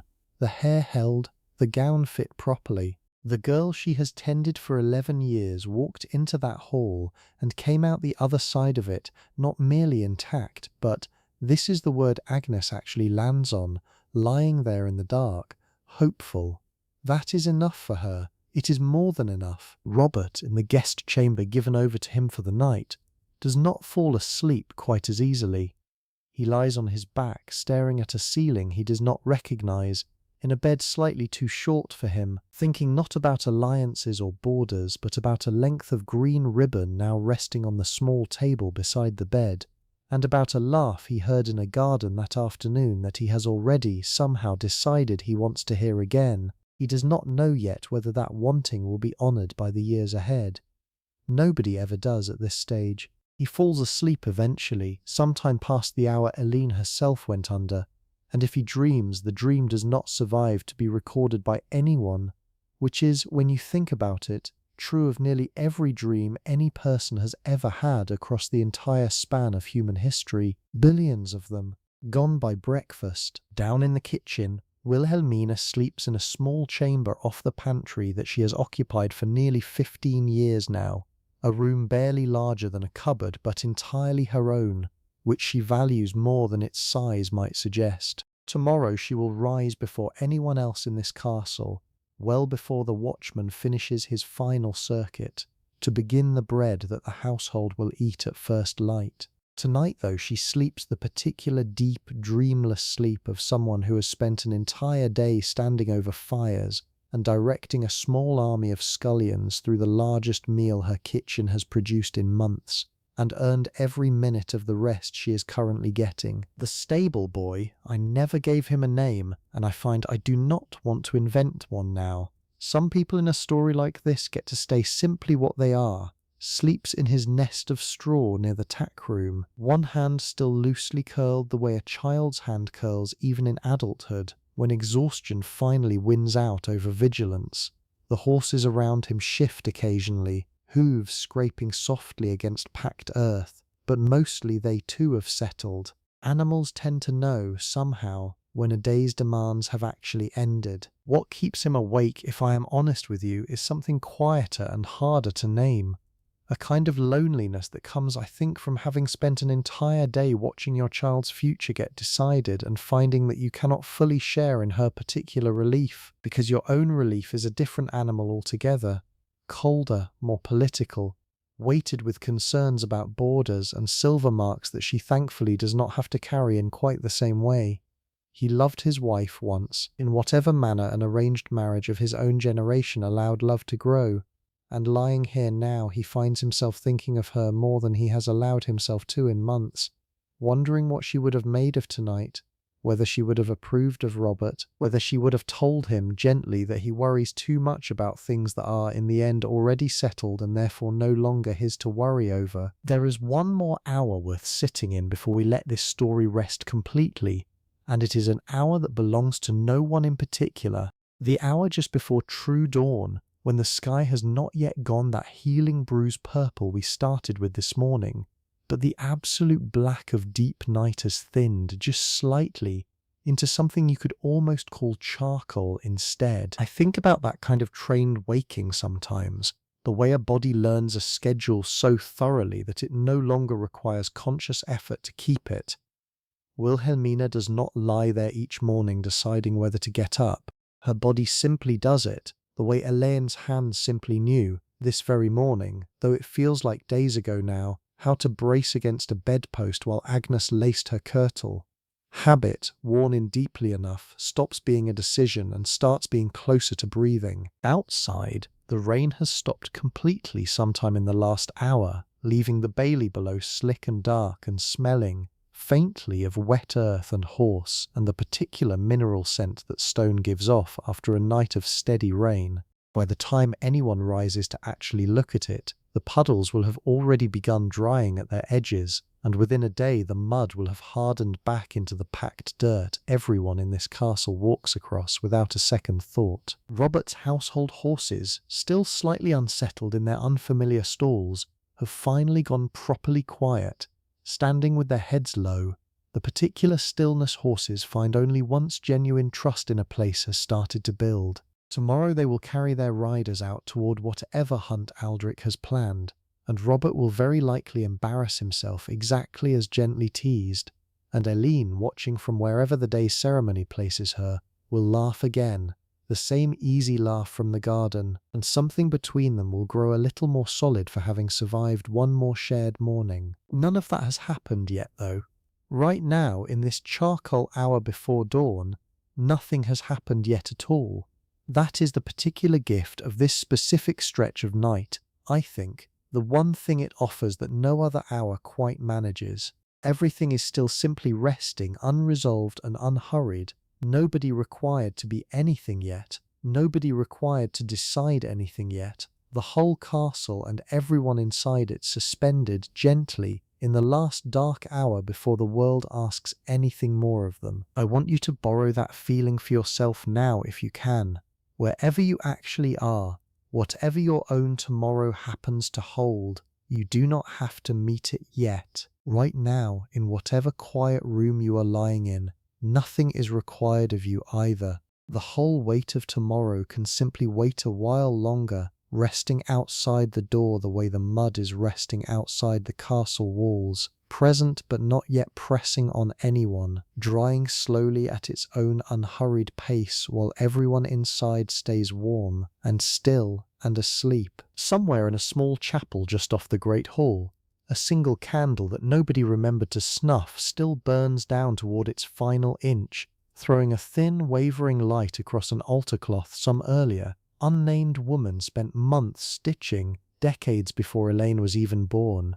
Nobody is there to see it. It burns anyway, quietly, faithfully, the way so much of this world kept turning whether or not anyone happened to be watching. And there is something almost comforting in that thought, I find, that the world does not require witnesses to keep being itself, that it simply continues gently in the dark, candle and coal and quiet breathing, until whatever comes next is ready to arrive on its own unhurried schedule. The wax will pool eventually into a small hardened puddle on the stone beneath it, and someone tomorrow will scrape it away without a second thought, and the whole tiny, unremarked event will vanish completely from any record at all, the way most things do, the way most nights do, the way this one will too, once morning finally, gently arrives. You know something about that too, I suspect.